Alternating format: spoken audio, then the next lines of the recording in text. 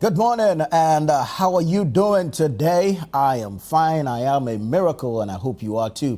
Thank you for joining us. This is Breakfast Daily here on Channel 1 TV. I am Nanatufu Boate. It's a pleasure coming your way with the best breakfast on television. There's a lot to digest this morning, so I hope and pray that you stay with us through it all. Philip and Chris will be joining later, and they'll be taking you through a number of segments on the show, bringing you some amazing and insightful interviews as well. So stay with us. Now, this morning we're looking at the issue at the Ridge Hospital. Send us your thoughts. Let me know what you think about what transpired at the Ridge Hospital over the weekend. A gentleman who felt or suspected some level of medical negligence took it upon himself to go live, do a video of the emergency unit of the hospital. Now, I mean, we cannot hold brief for the medical workers because the complaints and the concerns are too many, okay? We've seen and heard complaints. In fact, people have alleged that their relatives have lost their lives as a result of medical negligence or this, if you like, I don't care attitude of some healthcare professionals. So it's like the healthcare worker doesn't care. You understand? The healthcare worker is not providing the care that they are supposed to provide. And so anybody in that state, of course, will be frustrated, will be infuriated, will be agitated. But then, at that point is where your emotional intelligence should come to play. All right?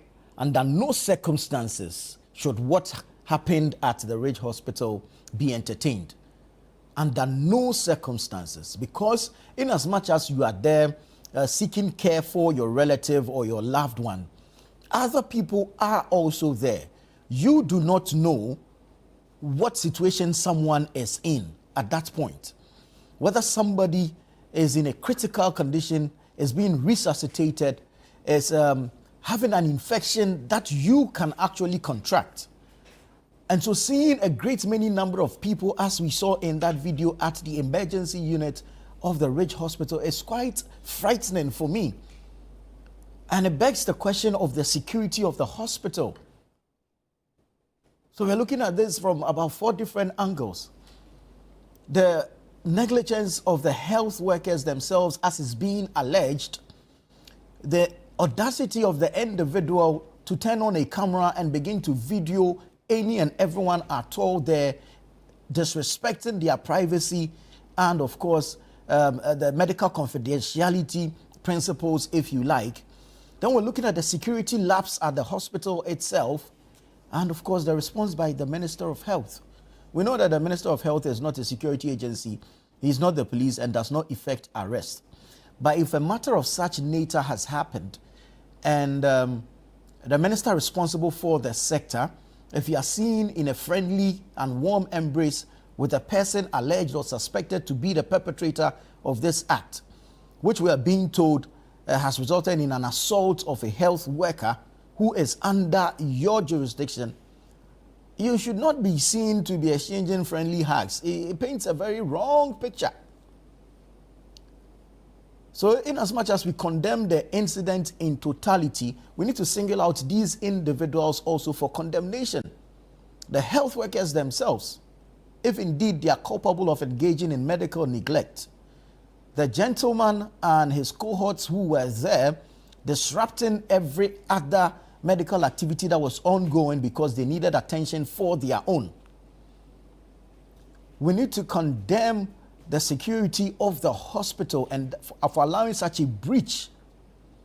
And then, of course, the minister really needs to take a step back and look at his modus operandi. It's becoming one too many, and it creates the impression that he's only up for the cameras. You get it? The minister, if you ask me, has a number of assigns who could have handled this matter. And to tell us that a committee has been set up, I don't know the necessity of this committee because internally, the hospital itself, its management will set up a committee to look into this matter. And the hospital is empowered and emboldened enough to take up the matter with the Ghana Police Service. The individual, the gentleman himself, can also take up the management of the hospital if he so desires. So I don't know why there's a need for a ministerial committee to look into this matter. But anyway, situations like this create opportunity for reforms. And that is what we are preaching this morning, that we look into the matter, establish the causatives, and then look for solutions to them. But we need to extend or elevate the conversation further and look at our health facilities, the resources available, both human, technical, and then, of course, the training, or if you like, retraining of our health personnel, and this time regarding attitude, mindset, and communication with patients or relatives of patients. But under no circumstances should such an incident be entertained. Under no circumstances should such an incident be entertained. And so we condemn it absolutely and totally, and we wish you peace. Shalom. On the 6th and 7th of September, though, something good, something that is commendable, something that you should support and promote is happening in Ghana. The This is Ghana exhibition is happening at the Afua Sutherland Children's Park here in Accra on the 6th and 7th of September. And we're inviting you to join us, showcase Ghana's export potential to the rest of the world. We have amazing and wonderful products made by Ghanaians, indigenous corporate bodies, local SMEs, local startups, local innovations, and it is spanning a variety of sectors. You have products in toiletries, you have beverages, consumables, you have the manufacturing industry, service providers, all Ghanaian, all assembled right here in Ghana, manufactured right here in Ghana. Your cosmetics, just name it. So come to the Afua Sutherland Children's Park on the 6th and 7th of September, 10 a.m. to 6 p.m. each day, and you'll be wowed at the variety of Ghanaian products that will be on display. Now, for those of you who are looking to exhibit, to participate, please call the number 0205-973-973, 0205-973-973 now, and register, okay? When you do register, though, please follow up with your payment and secure that spot or slot, because they are fast running out. If you ask me, they're fast running out. And so just a limited slots left. So kindly call now, and please make sure that you make payments to secure the slot and be part of the This is Ghana exhibition, where we get to showcase Ghana's export potential to the rest of the world. We're looking forward to seeing you on the 6th and 7th of September 2025 at the Afua Sutherland Children's Park for the This is Ghana exhibition, which is brought to you by Channel 1 TV with support from 97.3 City FM, and proudly sponsored by MTN, Side Hustle, EcoBank, Built Technologies, GEPA, that's the Ghana Export Promotion Authority. You have the Ghana Exim Bank, and you have Twillium Industries as well. I want to say thank you to all our sponsors, and we ask that for those of you who want to be part of it, just show up, okay? It's absolutely free for our patrons. Just show up at the Afua Sutherland Children's Park and be part of the This is Ghana exhibition. This year's event promises to be exciting. There's a lot of innovation that's going to be on display, a lot of technology, absolutely wonderful stuff from fashion, cosmetics, toiletries, consumables, food and beverages, just name it, all right? So come to the Afua Sutherland Children's Park on the 6th and 7th of September and be part of the This is Ghana exhibition. If you're looking for more information on the event, please call the number 0205-973-973. 0205-973-973. Once again, I want to say thank you to all our sponsors for being part of the This is Ghana exhibition. Thank you to MTN, thank you to EcoBank, thank you to Side Hustle from EK Brand Consult, thank you to Built Financial Technologies, thank you to Twillium Industrial Company Limited, thank you Ghana Enterprises Agency, thank you Ghana Export Promotion Authority, thank you Ghana Exim Bank. We're super grateful to you guys for showing up anytime we come knocking on your doors, opening your doors onto us and supporting us, sponsoring us to bring together this groundbreaking event. We thank you, and we ask that the good Lord will continue to bless you. Now, we also like to congratulate the winner of the Literacy Challenge 2025, Adongo and Atenga. Congratulations to you.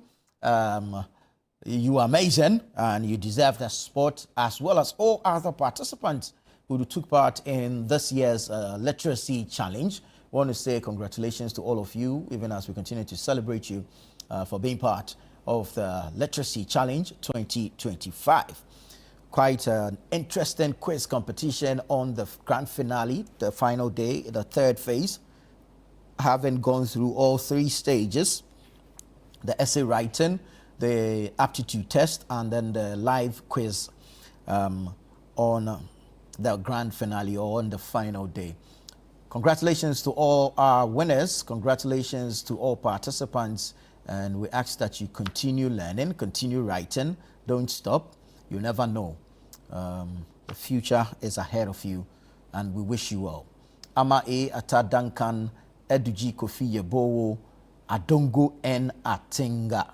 Congratulations to all of you, and we wish you well. But I want to say thank you to Belmu and thank you to GB Assessment for sponsoring the Literacy Challenge 2025. We're grateful to you. Thank you so much for being part of this year's Literacy Challenge. Now, jump onto the Google Play Store now. Pick up your phones, your tablets, or whatever device it is that you have, and go onto the Google Play Store now. The work there is simple. Download the Channel One News app and have access to all our stories on the go. Okay, so download the Channel One News app from the Google Play Store. Quite easy, quite user-friendly, quite easy to navigate. Download the app and be part of the news. Share in the news with us, and of course have updates to all our current affairs, politics, general news, business, sports, entertainment, lifestyle, and showbiz updates. You'll have access to all of this if you download the Channel One News app from the Google Play Store. Let me get you into the newspapers now. I'm going to start with the Daily Guide newspaper. Daily Guide this morning says, we have the men to safeguard Aetiba election. That's the Inspector General of Police, Christian Tete Yohuno, speaking there. He says, we have the men to safeguard Aetiba election. Now let me take you to Ablekuma North. Ablekuma North rerun, 8 arrested over violence.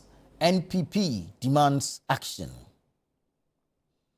Ablekuma North rerun, 8 arrested over violence. NPP demands action. And you have plans underway to tackle Kumasi flooding. That's according to the Works and Housing Minister, Kenneth Gilbert Ajay. Plans underway to tackle Kumasi flooding. That's according to the Works and Housing Minister. Then you have 2 women remanded over TikTok assault on Mahama. 2 women remanded over TikTok assault on Mahama. Okay, so you the key part, last killers and the TikTok mercenaries continue. It's just a matter of time. When the law picks you up, you understand. Anyways, let me get into the Chronicle. IFS digest economy.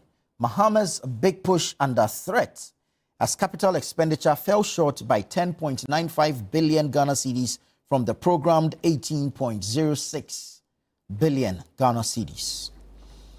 IFS digest economy. Mahama's big push under threat as capital expenditure fell short by 10.95 billion cedis from the programmed 18.06 billion cedis. Government engages consultants to solve Kumasi flooding problems. That's according to the Minister, Kenneth Gilbert Ajay. Government engages consultant to solve Kumasi flooding problems. Kenneth Gilbert Ajay, Minister for Housing, for Works, Housing and Water Resources. Africa deserves good governance. That's the former President Nana Addo Dankwa Akufo-Addo speaking. Says Africa deserves good governance. And then I'll bring you the scripture for the day. Isaiah 54:17. No weapon that is fashioned against you shall succeed, and you shall refute every tongue that rises against you in judgment. Isaiah 54:17, no weapon that is fashioned against you shall succeed, and you shall refute every tongue that rises against you in judgment. May the Lord add his blessings to the reading of his word. So that's the Chronicle newspaper. Now the New Republic says, Shatta Wale caught in Iyoko's web, likely to be charged for money laundering, tax evasion, and identity fraud. Shatta Wale caught in Iyoko's web, likely to be charged for money laundering, tax evasion, and identity fraud. TikTok bombers get red carpet. Dr. Baumia welcome activists who threatened to kill Mahama and behead Lordina. TikTok bombers get red carpet. Dr. Baumia welcomes activists who threatened to kill Mahama and behead Lordina. Akim Oda Hospital faces 312,000 Ghana cedis false claims scandal. Akim Oda Hospital faces 312,000 Ghana cedis false claims scandal. High Court slams KT Hammond with 60,000 Ghana cedi fine after dismissing bogus 2024 election petition saga. Then you have NDC sets guidelines for Tamale Central by-election primaries. NDC sets guidelines for Tamale Central by-election primaries. We know that the party will open nominations from tomorrow, and so interested persons can pick up nomination forms from the party's regional office in Tamale. All right, let's get into some other stories and other newspapers. I'll bring you the Daybreak newspaper now. Ablekuma North rerun, police arrest 8 for causing violence. Ablekuma North rerun, police arrest 8 for causing violence. NPP lost 2024 polls due to poor communication, says Osei Educhum. NPP lost 2024 polls due to poor communication. That's an aspirant, though, Dr. Osei Educhum, a former education minister, who is now aspiring to lead the party into the 2028 elections, speaking there. U.S. donates $1 million women's body armor to Ghana Armed Forces. U.S. donates $1 million women's body armor to Ghana Armed Forces. Chief of Staff inaugurates a MEDA board. And then you have new leadership for Primpag.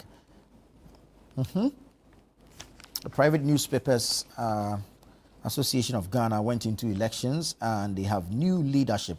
Congratulations to David Tamaklo. And while we're congratulating David Tamaklo, quick one, we need to congratulate Godwin Aetiba as well for picking up the BBC's Komla Dumont Award. Congratulations, Godwin. We wish you well. Now, let me bring you some business stories from the front page of the BNFT. That's the Business and Financial Times. Producer price inflation slows to 3.8% in July. Producer price inflation slows to 3.8% in July, lowest since November 2023. And then you have over 100 Japanese firms attend Presidential Investment Forum. Over 100 Japanese firms attend Presidential Investment Forum.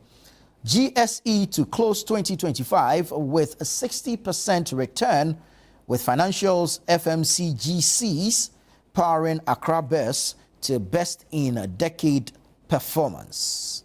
GSE to close 2025 with 60% return, with financials FMCGs powering Accra Best to best in decade performance. And you have mining law set for major overhaul. Mining law set for major overhaul. When you go to the back page, a number of stories. SIGA gets new governing board. SIGA gets new governing board. And then you have that GHIE, that's the Ghana Institution of Engineering, inducts 125 professional engineers. So that's the BNFT, Business and Financial Times. Now let me take you online. to channel1newsonline.com. channel1newsonline.com. Akotia by-election will hand NPP a heavy defeat. That's according to the NDC. Its Deputy Director of Elections and IT, Rashid Tanko Computer. He spoke on the point of view last night. Still some more stories from that interview. And again on the Akotia by-election. Ex-appointees on security watch could be apprehended. Again, Tanko Computer speaking there. Ex-appointees on security watch could be apprehended. Let's still bring you some stories from that same interview because the NPP was also represented. Its Deputy General Secretary, Haruna Mohammed, was on the show. And he says, or the stories from him that says, NPP raises concerns over security ahead of Akotia by-election. NPP raises concerns over security ahead of Akotia by-election. Now again on Akotia by-election, will deliver smooth, credible polls. EC assures. Will deliver smooth, credible polls. EC assures. Shatta Wale detained by Iyoko. Shatta Wale detained by Iyoko. Neglect of boys in education could fuel galamsey and social problems. That's Alamzi. He's the Member of Parliament for Chana Paga, speaking on the Channel 1 newsroom last night with Vivian Kai Loko. All right, Cocoa Board assures, or accuses rather, hey, am I seeing different things this morning? Cocoa Board accuses Fifi Boafo of double standards over reassignment claims. Akotia by-election, journalists will be protected. That's the IGP speaking. We hope you live up to your word because we don't want a repetition of Ablekuma North. NDC opens nominations for Tamale Central primaries. NDC opens nominations for Tamale Central primaries. Police await AG's directive in journalist assault case. That's according to the IGP. Police await AG's directive in journalist assault case. Okay, Mr. IGP, we hear you. Cocoa Board dismisses claims of idle directors on full pay. Cocoa Board dismisses claims of idle directors on full pay. Minerals Commission to roll out cooperative mining zones to curb galamsey. Minerals Commission to roll out cooperative mining zones to curb galamsey. 8 suspects to be arraigned over Ablekuma North rerun disturbances. 8 suspects to be arraigned over Ablekuma North rerun disturbances. Now let me take you to citynewsroom.com. Citynewsroom.com. Africa is the next frontier for investment. That's according to John Dramani Mahama, the president of Ghana. Africa is the next frontier for investment.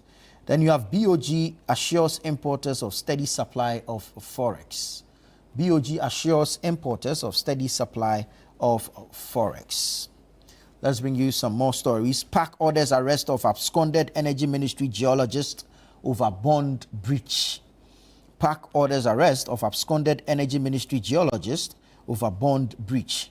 Then you have Ghana risk 18th IMF bailout without structural reforms. That's the IEA warning. Ghana risks 18th IMF bailout without structural reforms. Tanko Computer is speaking and he says the NDC is battle ready for Akotia by-election. NDC is battle ready for Akotia by-election. We are confident in EC's credibility ahead of Akotia by-election.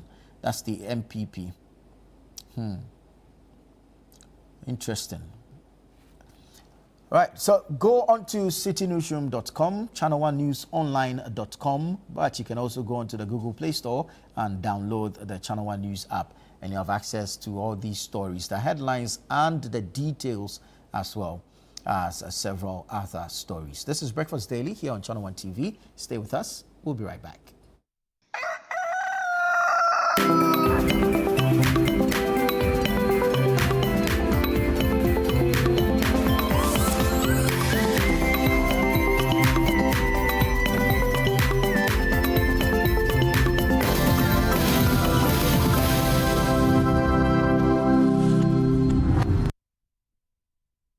Looking for a one-stop shopping destination for all things made in Ghana? Eager to experience a remarkable fair that showcases the richness, creativity, and innovation behind Ghanaian products and services? Then get ready for the This is Ghana Exhibition 2025. The This is Ghana Exhibition highlights the brilliance of Ghanaian entrepreneurs, artisans, and businesses who continue to shape the narrative of homegrown excellence. This is Ghana's biggest trade fair and exhibition, bringing together SMEs, startups, research and manufacturing sectors, indigenous corporate bodies, and local creatives in one exciting space. The This is Ghana Exhibition 2025. Come explore, engage, and be inspired by the businesses and brands that are redefining made in Ghana across every sector. The dates: Saturday the 6th and Sunday the 7th of September 2025. Time is 10 a.m. through till 5 p.m. each day. The venue is the A4 Sutherland Children's Park. For inquiries or participation details, call us on 0205-973-973. The This is Ghana Exhibition 2025 is powered by Channel 1 TV and 97.3 City FM, with support from Twillium Industrial Company Limited and Build Financial Technologies, and is proudly sponsored by MTN, EcoBank, Side Hustle by EK Brand Consult, Ghana Enterprises Agency, Ghana Export Promotion Authority, and Ghana Exim Bank.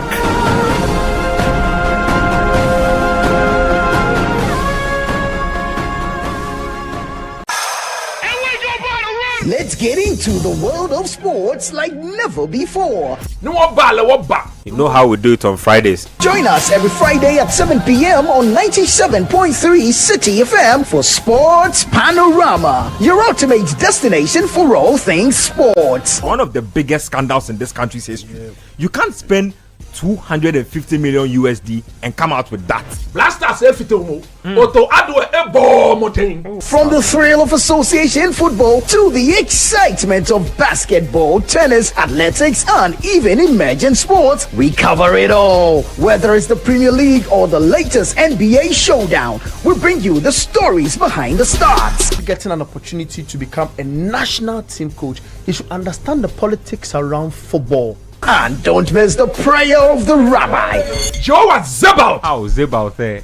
Zebal won Chaboke.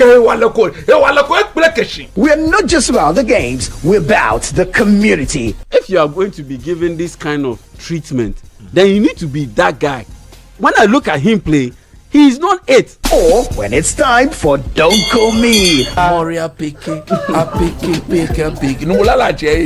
the conversation as we connect with fans across the country and beyond. Want the latest updates? Send us your thoughts and we'll feature your comments live on air. And remember, we like to hear your predictions for matches and your thoughts in general. Think you know who's going to win?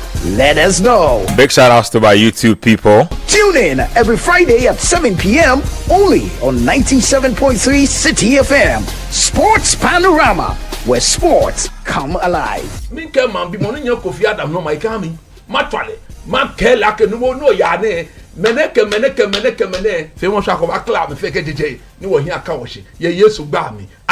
Sports Panorama, your weekly sports fix. Don't miss out on the action. Sports Panorama, catch the excitement every Friday. In a world filled with challenges, we all need guidance, hope, and a lifeline to anchor us. This is Lifeline, and I'm your host, Fred Crunchy Mensa. From social issues, relationship challenges, and family matters, Lifeline is here to inspire, uplift, and guide you on your journey. Where we give you support, where we hold your hand through the valley and through the thick and thins of life. Join Bishop Fred Crunchy Mensa. I welcome you especially to Lifeline. Every Tuesday and Thursday at 10 p.m. right here on Channel 1 TV. Let's walk this path together, strengthen our faith, our families, and our lives. Lifeline, because every soul deserves a guiding light. Tune in to Lifeline on Channel 1 TV and let's grow together.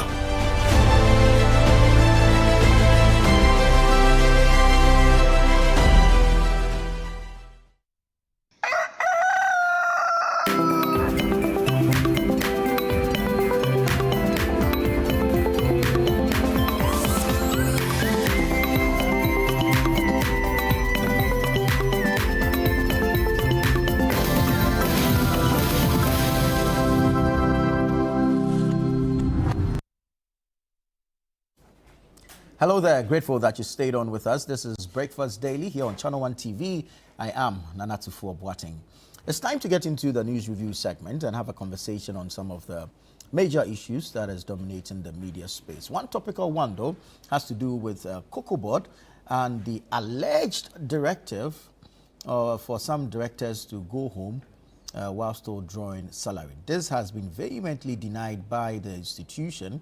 Cocoa Board initially issued a statement to deny these assertions, and subsequently there was an interesting banter on radio yesterday on 97.3 City FM between the former head of public affairs at Cocoa Board, Fifi Boafo, and the current head of public affairs, Jerome Sam.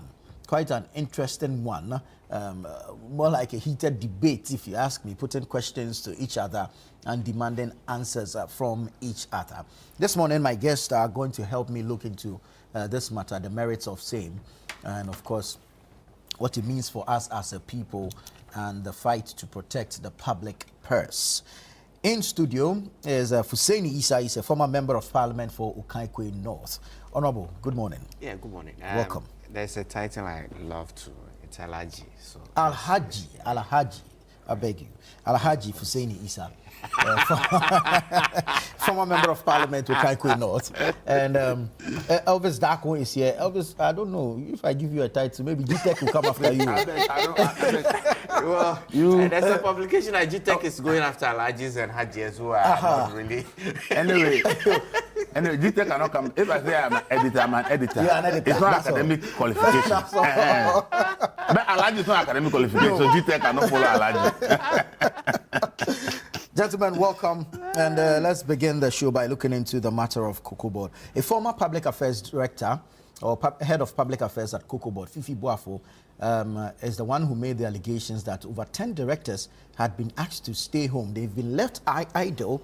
However, they are still drawing salaries. I find this quite worrying if indeed it should come out to be true. But the institution itself, Cocoa Board, has issued a statement to deny same. Yesterday, we heard the current head of public affairs, Jerome Sam, on radio, and denying and challenging actually Fifi Boafo to provide any letter to support his claim. Honorable, let me start with you. If Alhaji is not sticking up.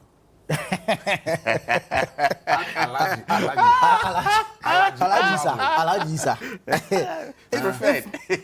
Alhaji, honorable. The honorable you can draw, but Alhaji is kind of. Alhaji, sir, if over 10 directors have been asked to, or have been rendered idle, not rendering any service to the institution, but are drawing salaries, that's quite serious. If the allegations made by the former head of public affairs is anything to go by, and coming from a former head of public affairs, I mean, should we have cause for concern? Good morning to you, Nana. Good morning, Elvis, and good morning to your viewers. I pray everybody's having a good morning. I think this whole Cocoa Board issue is still a running story because in an institution like Cocoa Board, I expect that there is whatever happens, there is ample documentation and ample policy to support whatever happens within the institution, because it's an institution that is it's old enough, it has systems and all of that. So I expect that it shouldn't be somebody's word against the other. Why some directors will not be at post at this time, I mean, it should be documented, because I don't expect that if indeed those directors were asked to go home, they were going to be called on phone or no. I recollect times when text messages were used to dismiss ministers and phone calls and all of that. But I can't foresee that any such action could be taken without documentary evidence. And so I expect that as the story unfolds, we get all this to support it. But I have seen also the release by Cocoa Board yesterday, agreeing to the fact that the Director of Finance is proceeded on leave because he's not been on leave for 8 years. In this day and age, when people are looking at quality of life, welfare, and all of that, and institutions like Cocoa Board are also looking out for the well-being of its staff, you expect that they will be taking some of these things, resting and all of that for more seriously than we are hearing. And if in this day and age someone can work for 8 years without proceeding on annual leave, then I think that there should be something that we should look at the HR department and all of that. I mean, all of this things also bring up questions. But you see, the allegation from Mr. Fifi Boafo was that those 10 or so directors who have been asked to proceed on leave or are on leave or are not working, but they are drawing down salary. They have been replaced. Yeah. Indeed, if that is true, then it also opens up as to how were they replaced. Was it a case of internal recruitment? Was it a case of special recruitment? Did other Ghanaians equally qualified also have an opportunity to apply to these positions? But you see, I also want to situate this in a bigger scheme. I tell you what, the government of the NDC, led by His Excellency John Dramani Mahama, told us that he was going to appoint 60 ministers to handle the affairs of the state. As of now, I think the number is 60 or 61, I'm not too sure. 60, right? Yeah. Okay. 60, but I will challenge you to go into the ministries to see the other appointments within the ministries that are not designated as ministers. I can tell you, and I will give you 2 examples. Recently, when our national women football team went to the tournament, the delegation was led by a former member of parliament who is not an official officially designated as a deputy minister. She's designated as an assistant to the Minister of Sports or so. But she led the delegation. Is it a case of them telling us that we are limiting our appointment to 60 ministers, but being, for want of a better word, creative and putting people in offices? The second example, go to the Ministry of Agric. Under the NPP, there were 2 deputies for the minister. Today, there is 1 deputy and then 1 special assistant to the minister. He sits in the office of the deputy minister, runs duties like a deputy minister. Is that a case that they are being creative and putting people in office to do work, but I'm not calling them ministers? But most of the ministers have assistants, and it's not new. Even in the past, they've had. But I'm telling you that this assistant occupies the office that used to be occupied by a deputy minister. The space or the role. The space. And probably when it comes to role, I think that there's some laxity or some flexibility in there. Because look, even for a deputy minister, by the design of our institutions, I mean, the deputy minister cannot even act in the stead of a minister. So it is a very flexible. But I'm saying that you have told us that we are reducing size of government. Which yes. That's what they are telling us. That's what they are telling us. But has he not? But that is why 60 ministers from how many? I'm giving you two examples, right? That the sports ministry, Betty Crosby, I think she was a former member of parliament, and in the agric ministry also there's a former member of parliament who is also an assistant to the minister. And so these are creative ways in creating space for their own people. I'm not saying if the person has some technical expertise that can be brought to bear. No problem. Ministers have technical advisors and all of that, right? But you see, when they are appointed, when you appoint a technical advisor, you give them conditions of service, a contract or whatever, right? Are these people that I have mentioned at the Ministry of Sports, at the Ministry of Agric, do they have any conditions? Do they have any contracts within the ministry?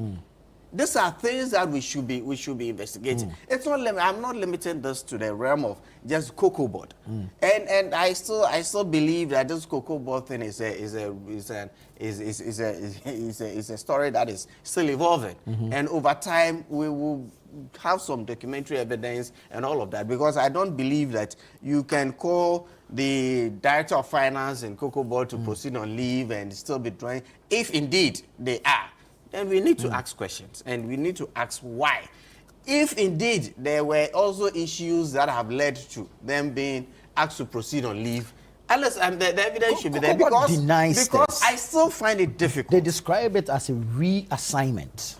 Reassignment, it's pretty normal. You see, it's pretty normal. But you see, it's always sometimes also, people have, because the heads of such institutions have the authority to undertake such reassignment and all of that. Sometimes it is used in ways that are not very justifiable, I should say. I recollect that in an institution like, for want of a better example, and I wouldn't demean any position. Sometimes, like the police service, we know that some commissioners have probably been taken to workshops in the past, or in places just to make them not function, not effective enough to be key within the institution. And sometimes heads of institutions do that. I mean, those are not honorable. They are not things that you expect in this day and age. But in the case of Cocoa, but I still believe that it's an evolving story. But I will also urge that the heads of such institutions should be able to operate some transparent systems. I would have expected that beyond the press release by Cocoa Board, I heard the PRO was on air, like you're saying, but I didn't listen to him yesterday, so I couldn't have. But previously, I'd heard Fifi Boafo, and I've also seen the release by Cocoa Board. So I think that it's an evolving story. But let's be careful the way we handle some of these things. Very well. Alhaji, thank you so much for joining us. Alhaji Mohammed Nasir is the Deputy CEO of the NIA. That's the National Identification Authority. Oh, congratulations, Good to have you. Thank Good you. to have you. Well, let me come to you, Elders, on this matter of Cocoa Board. And what it says is a reassignment and not a dismissal. Fifi Boafo alleges that some over 10 directors of Cocoa Board have been rendered idle but are still drawing salary. The explanation yesterday when you listened to Jerome Sam, who is now the head of public affairs at Cocoa Board, is that, say, Director Medical, who was functional at Cocoa Clinic, has been reassigned to Cocoa House. And 50 questions that the person is a medical person. What's he doing at Cocoa House while still drawing salary? Can their expertise be used in other areas under the mandate of Cocoa Board? Thank you very much. When we decide to do politics, this is what we will be faced with. Is Fifi Boafo saying that when they came in 2017, they didn't do same? We should stop this pretense. He was actually accused of being a beneficiary of a reassignment. Because at the time Fifi Boafo was appointed as manager in the office of the CEO, there was no manager in the office of the CEO of the former CEO. Okay? He was no office manager. And then when the Cocoa Board director of communications were on retirement, then he was reassigned to become the director of communication. So when government changes, every government wants to appoint their own people. So it is nothing new that people will be reassigned. It is normal. Every government comes, they reassign and bring their people that they think they can work with. And that is what we have lived with. We have actually made the civil service no longer a place for meritocracy. We've made it a place to find jobs for our party members.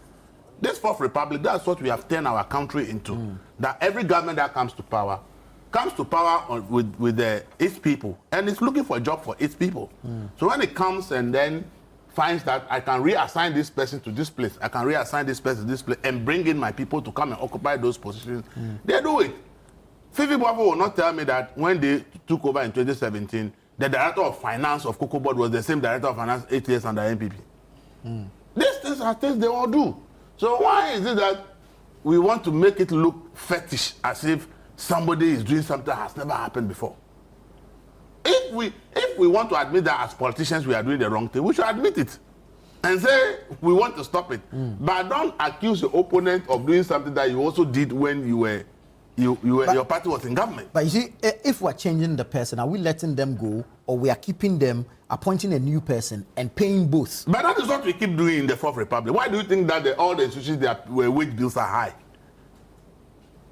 The reason why every public issue wage bill is high is that any government has to bring in its own people. And those who are there, who are seen as people who belong to the previous government, are assigned to some Siberia positions. You understand it? As if it was somebody is a medical doctor is going to go and handle Cocoa House. It's a Siberia position that will be created. You still draw your salary and everything, all right, but they'll make sure that that important position you are holding is given to somebody whose government is in power. So if they can't find somebody in-house who they believe is capable, they bring somebody from outside. Fifi Bobo cannot say that in the 8 years of the NPP, they didn't bring in a lot of new people to Cocoa Board. It is not true. You all do it. And what you have done, and somebody is doing the same, and you are complaining. So you see, we should stop this pretense and create a storm over things that when you are in power, you will do same. Your opponent can be doing same, and you have a problem. But the only reason I will agree with him is that this is where we balloon the wage bill of institutions. Yeah. And you see, and it is easier done in institutions that are not on the consolidated fund. The institutions that actually generate revenue and pay themselves. Because that one, they determine how much they pay themselves. Yeah. How many workers they want. So for them, their revenue to pay salaries is coming from their own revenue generation. So institutions that actually pay themselves are able to recruit people as and when they wish. Yeah. It's only when you have to be put on the consolidated fund that there are issues of whether government wage bill can carry it or not. So once we are having a huge government wage bill, we have wage bill of institutions that are not on the consolidated, which are also very huge. Yeah. Which are also very huge. Nana, tell me, which institution in this country under 8 years of NPP did not see changes of people who are in charge of key positions in this country? They all did. Didn't we see new faces all over the place? Yeah. We have seen. And this is what we have turned this country into, that it doesn't matter how qualified you are, it doesn't matter what your position is. Once there's a change of government, we must find a way of making you not important in your position, find some corner for you and say, this is your new office, and then go and bring in our people and put them in the lucrative positions. We think that when you are there, you can get something to chop. Is there a way to retain the technical hands? And if we like, we can go ahead with appointing political appointees at the top. Technical hands. As in the people who man the technical aspects of the institution. Yes. Maintain them. Yes. And then do your political appointments. You shifted to a place and somebody else will come and take a position. See, as I said, let's not pretend. You are a journalist, I'm a journalist. I have done journalism for at least for the past 20 years. There's no single change in government in this form of republic that you go to institution, you won't see new faces. You always see new faces. When there's a change of government, you see new faces, especially in the key positions, important positions. That is what they do. They will give you an excuse that, okay, I can't trust this person, maybe the person will sabotage me, and oh, this person is an NPP. They'll tell you why they think they have to do it. And as I said, so long as they pay themselves, they can create any position for you today and put you there. This is your new designation. In your position that you are holding, this new person is taking over. And there's nothing you can do because the board has been appointed by the president of the day. So the board members are all people that belong to the government of the day. Okay? The management of the company, the CEO has been appointed by the president of the day. Okay? So decisions that are supposed to be taken to make those changes are being taken by people whose government is in power. So taking that decision that it should be shifted from here to here and somebody else be brought, it's not something you can challenge because it's gone through the process and the procedure. You understand? So these storms we want to create, once I feel the pain that we will bring in more people, increase the payroll of the institution. Meanwhile, there is a Cocoa Board that for the past 20, 30 years, we have all been complaining that their debt keep increasing. Look at the current debt of Cocoa Board. Yeah. And you ask yourself that if it's your private company, will you be employing more people into that company? If it's your private company and you are facing that huge debt, will you say that you are bringing on more people, creating some non-existent position for people because you want to bring in more people and pay them more money when your company is collapsing? And you just add on to your debts. But it is not your company. It is government institution. So you don't look at those parameters. It's public institution. Once you bring in the person, they'll find the money to pay. Right. And this is why I always say that. And so long as we don't think of running the public sector like a private organization, we will just complain over and over and over.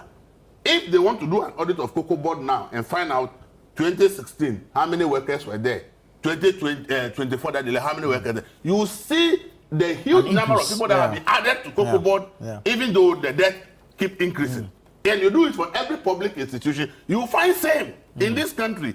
So when these issues come up, let's not pretend, because we are not willing and ready to say we think it is hurting the nation that we want to stop. If Kokobo there's a change in government tomorrow, all these new people he is complaining about, they will push them into some corner and go and bring their own people to come and occupy the position. So the politicians that we have, they should stop creating confusion that they are the ones behind it. They are the ones behind it. So I don't think that this issue of this thing should become, if any issue should come, as ordinary people will be concerned that the institution financially is not doing well. Why are you bringing new people that will put more pressure on the institution payroll? That is the concern of the ordinary person.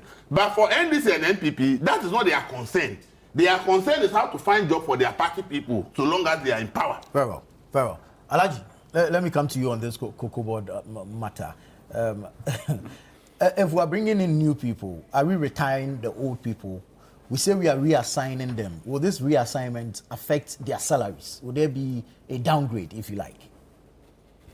Well, having said a very good morning to our cherished viewers and to my co-panelists and yourself, I want to believe that that is largely dependent on the system the organization uses. I mean, if it's a pure civil service structure, it has its own implications on such reassignment and especially when you have to climb the ladder, and you are upgraded per your key performance index and stuff like that.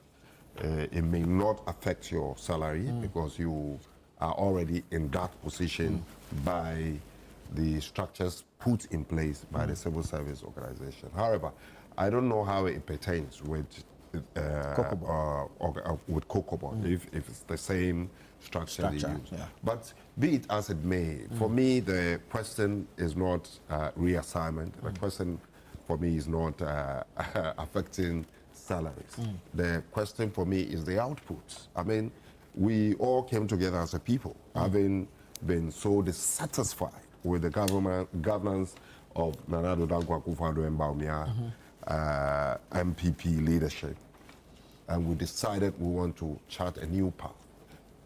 In that attempt, I mean, it behoves on all of us to expect certain things to happen within the organizations to convince us that indeed that path that you want to chart will be successful. So let's begin to weigh the outcomes of what we have done so far in the 6 months in government, or 7 months. I mean, that is what is going to yield for us results, and then say that we are making strides forward or we are being stagnant or going back. Then we need to begin to react to the situation.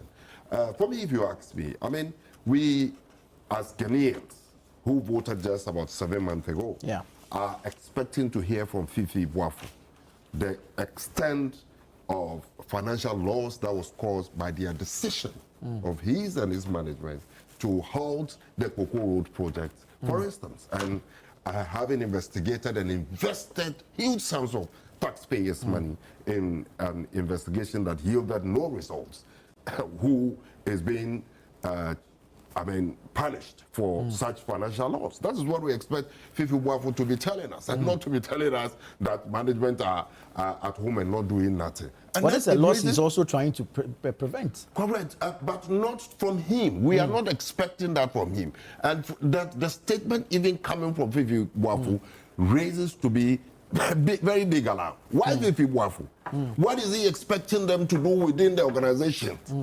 That the organization maybe has blocked them, and he is not able to get what he wants, even though he's outside the organization, and he's so jittery and worried. So he needs to make noise so that they put them there for him to continue benefiting what he intends to benefit by putting them at the places they are or they were before this reshuffle.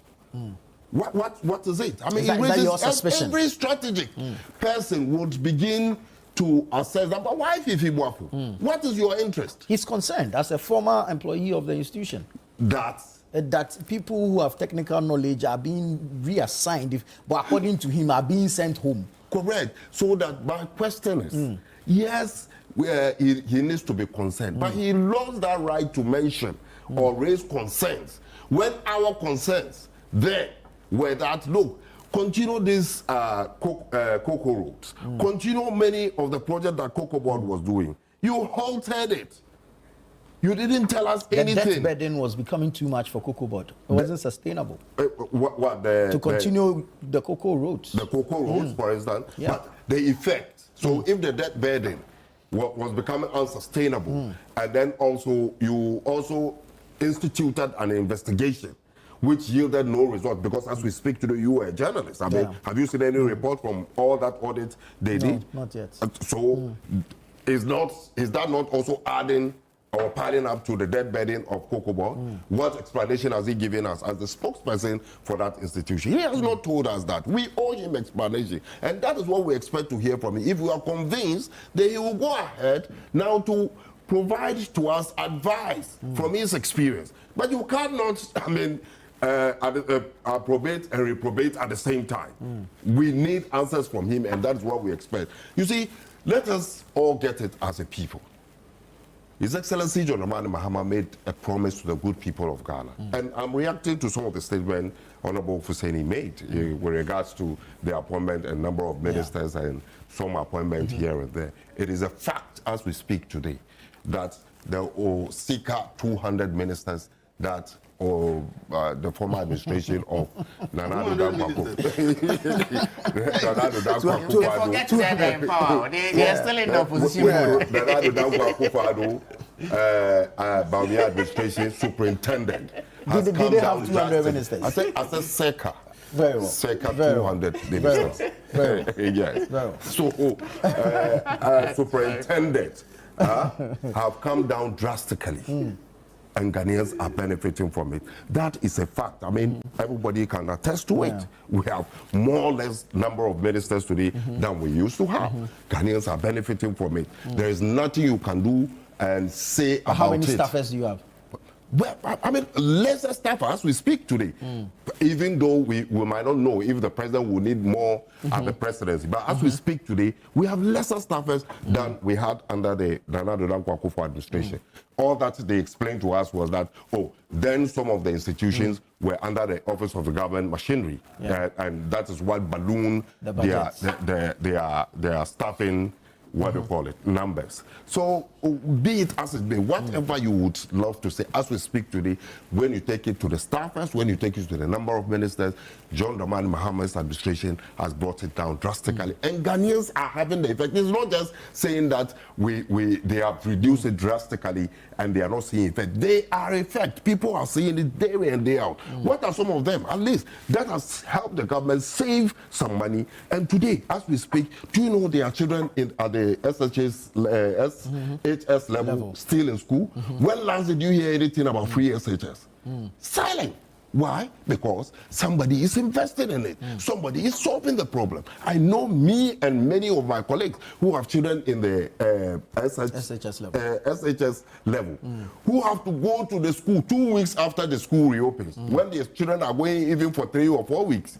And then they will come back for another 3 months. 2 weeks after they reopen, we all will have to rush back, pick our children to the hospital.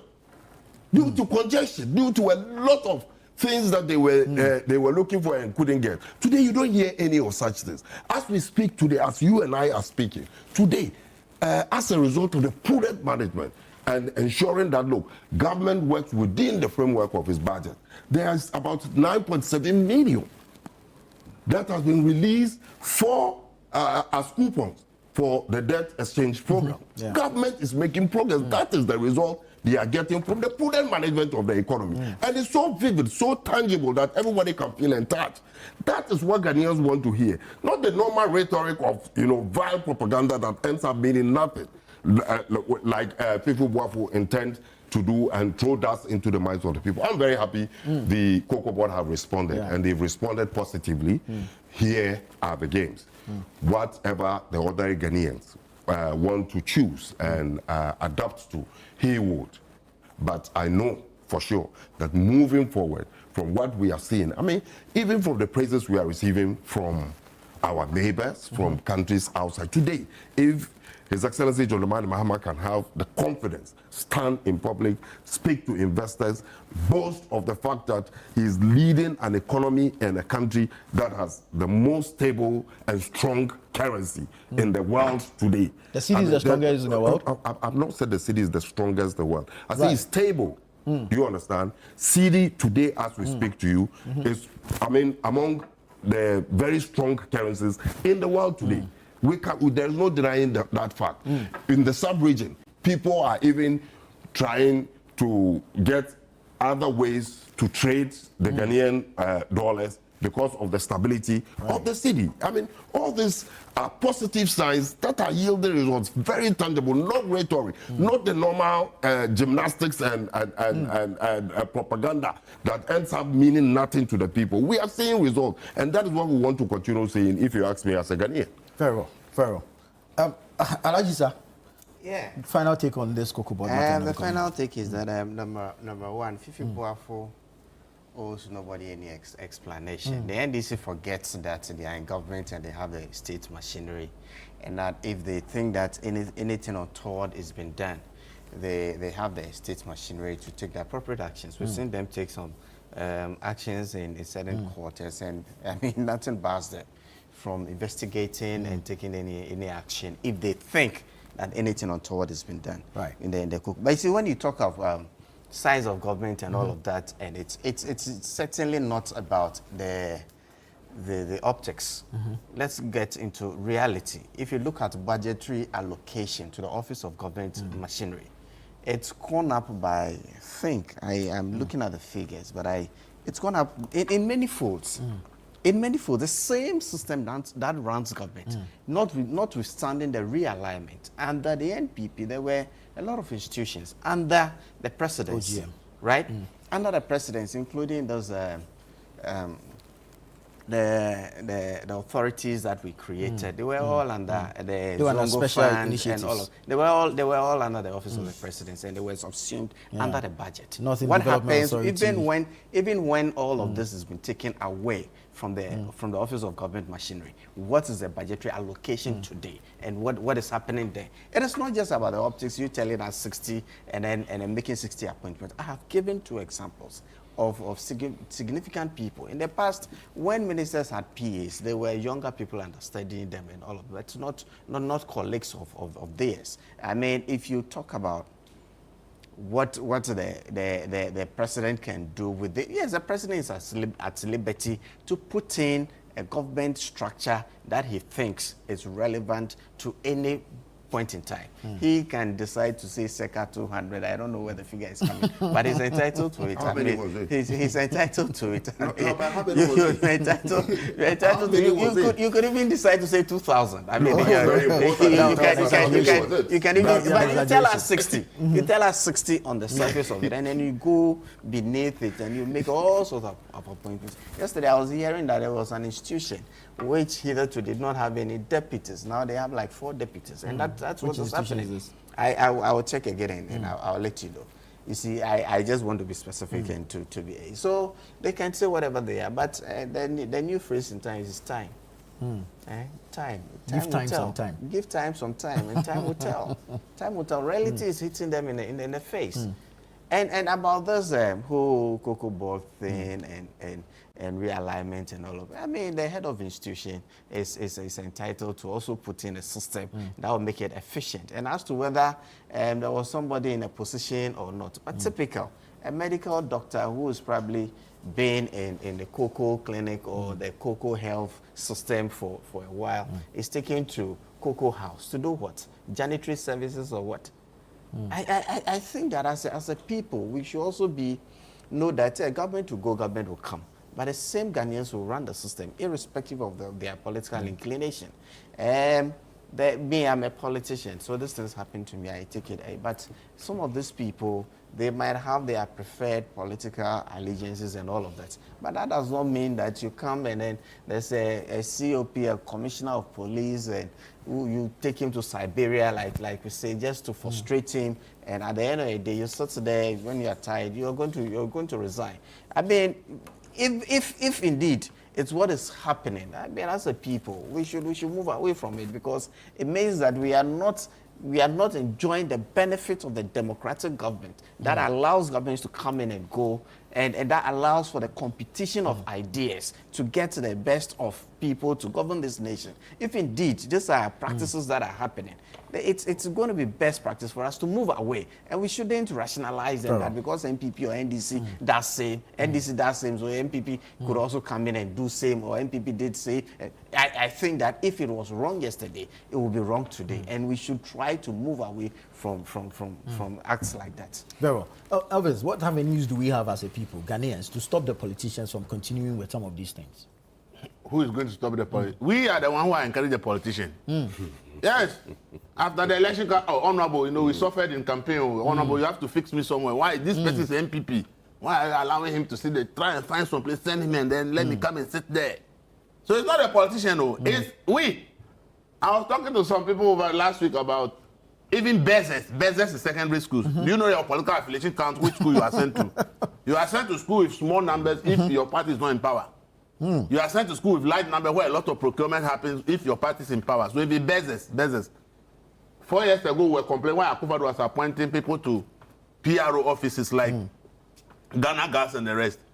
In this 7 months, having to realize a lot of our colleague journalists who have been appointed to PR positions in government institutions, PR position to the president that will appoint. So you see, we the people who tell the politician that, this person is MPP, so you remove him, put me there. That is what it is. If we want to check this properly, then we should put it on record that every government comes to power, any new appointment should be made public. The tragic incident that took the life of the 8th, if it had not happened, even the journalists, we didn't know that the former parliamentary candidate has been appointed as deputy director of NADMO. There are like 10 of them. We didn't know.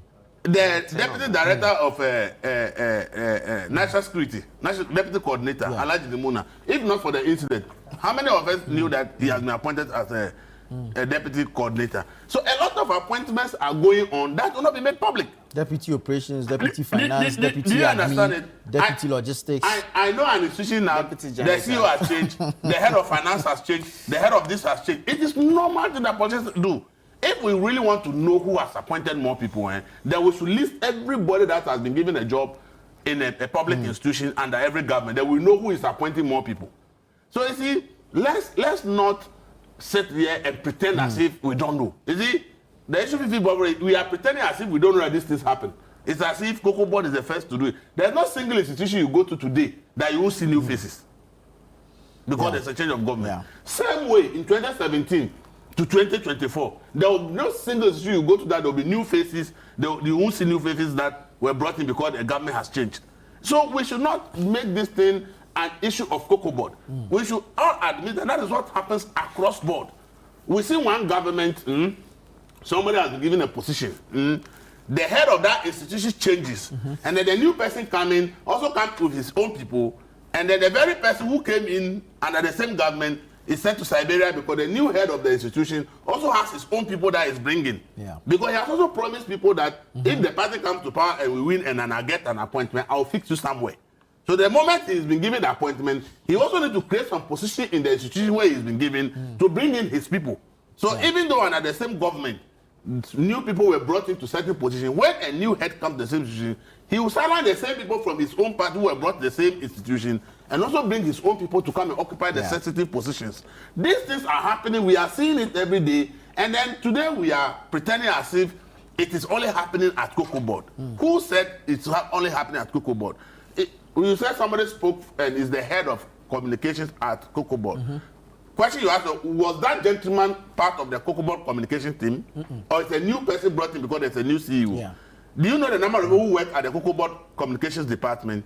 Does it mean that after Aetiba is gone, none of the people who are already working there qualified to become the head of the place? No, but the CEO felt that if I bring in Elvis as my comms person, I'm more comfortable with Elvis handling my communication than depending on those who are already in there. So the person will know that people are there who could be promoted. But now, he's not comfortable. He wants to bring in somebody. And it's not only about being comfortable, it's because he has to find job for people. So you see, I don't like it when we are creating the impression and say, it's only happening under this government or it's only happening at Cocoa Board. Then every institution in the past 7 months that government has changed. Every institution has seen new faces that are being given the sensitive positions and people in those sensitive positions being sent to other positions. It is something that we do as long as there's a change of government. So if we want to tackle it frontally, then let's all come together, especially the politicians should admit that we think this is not helping. We think that we are actually not making use of technical people because we bring in politicians, people, sometimes they are not even competent enough compared to those who are already there. And they want to stop it. Let's revive the civil service. Let's return all the powers that the civil service used to have. But the point is, how will the politician be able to do that? How can he promise people jobs? Because the politician is not going to create the jobs. Private sector is not creating much jobs. So if you promise people that you are going to give a lot of jobs, and then you come to power and there's everything civil service, then next time, who is going to campaign for you? What promise will you make? You understand? And for this particular government, they are even under more pressure because they promised that they will come with 24-hour economy. A lot of people unemployed were so happy. Their own people think that the government coming to power means that they are going to get a job. So the people are putting so much pressure on their appointees. Now, that's not what you promised. You said when you come, we are all going to get a job because there's going to 24-hour economy. So this government, they need to sit back and look at what, because if they are not careful, by the time 4 years is over, the number of people they will put on the public payroll will not be easy because the belief of the supporters is that 24-hour economy is going to give all of us a job. So everybody is pushing one appointee or the other to create some space and bring them there. And when we do that, the impact on the economy is the problem. If you read the recent World Bank report, published just some few weeks ago, that came up a lot. One of the key issues they cited is the public payroll. That Ghana's public payroll is becoming unsustainable. Every now and then, the payroll seems to be increasing. And so if the government is in power and promises 24-hour economy, and its supporters, let's say, as for those who are not supporters, but those who campaign with you in the trenches and you get appointment, they will never make you sleep. Even in midnight, they'll be calling you honorable. But after all the way, you get your own.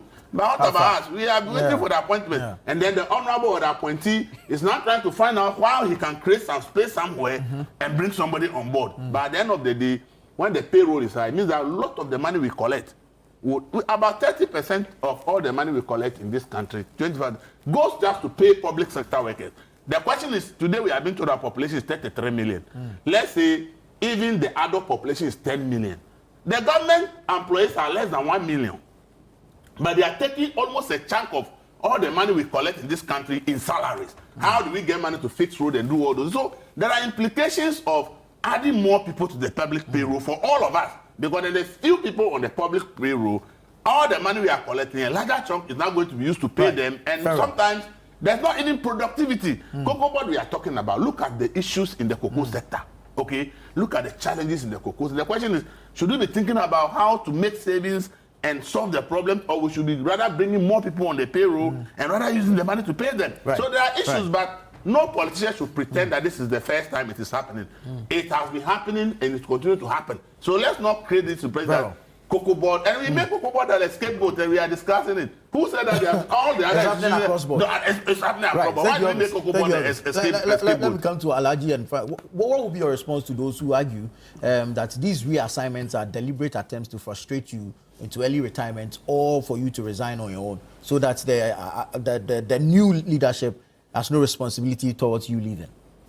You see, I mean, let me be very frank with you. I mean, if it should happen from, coming from an administration that we know nothing about, then we have cause of concern to raise some of these issues that we are raising. But if it is coming from the immediate past NDC administration, MPP, you mean? MPP administration, where we have police officers who by law and by code of conduct are supposed to be apolitical, telling us publicly, making public statement to the effect that we are the MPP police.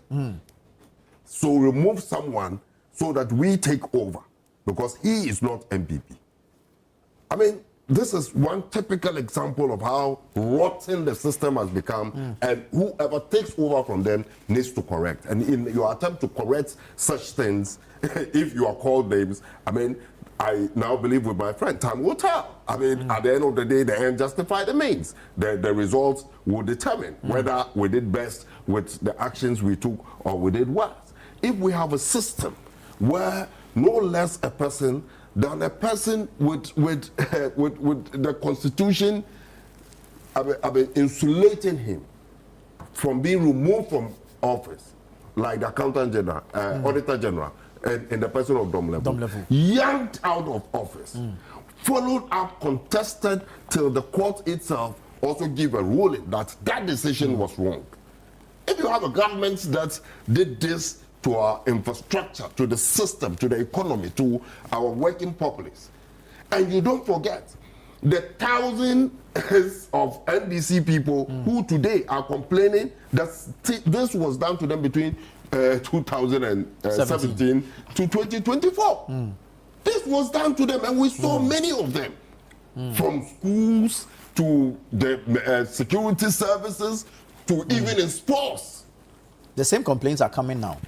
That plenty people are complaining that they've been asked to go sit home. Yeah, but if they removed some people to bring them in, and today they are also testing it, then we don't. That is why I'm saying that we don't expect to hear this from them. So it's a cycle that will continue. It is not going to continue. The right thing will be done now, and that is what is being done. Because when they removed those people, brought their people, what was the result? When their people have been removed and the right people have been put in the places, what is the result? We are seeing the result, and I'm saying that the results is what we will use to justify the actions of yesteryears and the actions of today. And the results today are good. So I think something right is being done. I mean, that's my simple position in this whole matter. So for you, it's the results, not the approach. Not the approach. The results. What do we get out of what we are doing? Today, as we speak, the losses that Demolebo, incurred, who is going to correct it? Nobody is going to correct it. It's just lost them. But it is the action of a political party that was so concerned about giving its members appointment to the extent that people who, have been insulated by the Constitution and have been provided some security of terror are being affected by the actions of that political grouping. And today they have cause to concern. I mean, we're expecting apology from them. Let us be very sincere. We're expecting apology from them, so that if we accept that apology, then we'll begin to listen to them. If they have something to offer, then we'll continue in that direction. But the approach that the MPP is taking is the worst in this whole scenario. Why I say it's the worst is because, look, let me tell you, Ghanaians have not even forgotten about what they have done to us. We have not forgotten. You have not come back to tell us that you can do it better. You have not apologized to us for, the actions that you took that has led us into the current situation we found ourselves. Then you want to continue with vile propaganda, black propaganda, just so you will spoil a government and then get the opportunity again to come back and mess this country up again. No, Ghanaians are getting wiser. We will do better things. Let me take a few messages. Briefly. I don't know what the NDC is thinking now. They have to be reminded that they are in power. Look, in opposition, I recollect their communication director having a press conference or so and giving direct warning to even the higher hierarchy in the military. And what happened? And what happened when they came? What did they do? They swept off all the generals and appointed their own. The extent to which they are politicizing institutions and all of that, it's dangerous. And I'm saying that even given, you didn't do so. Given.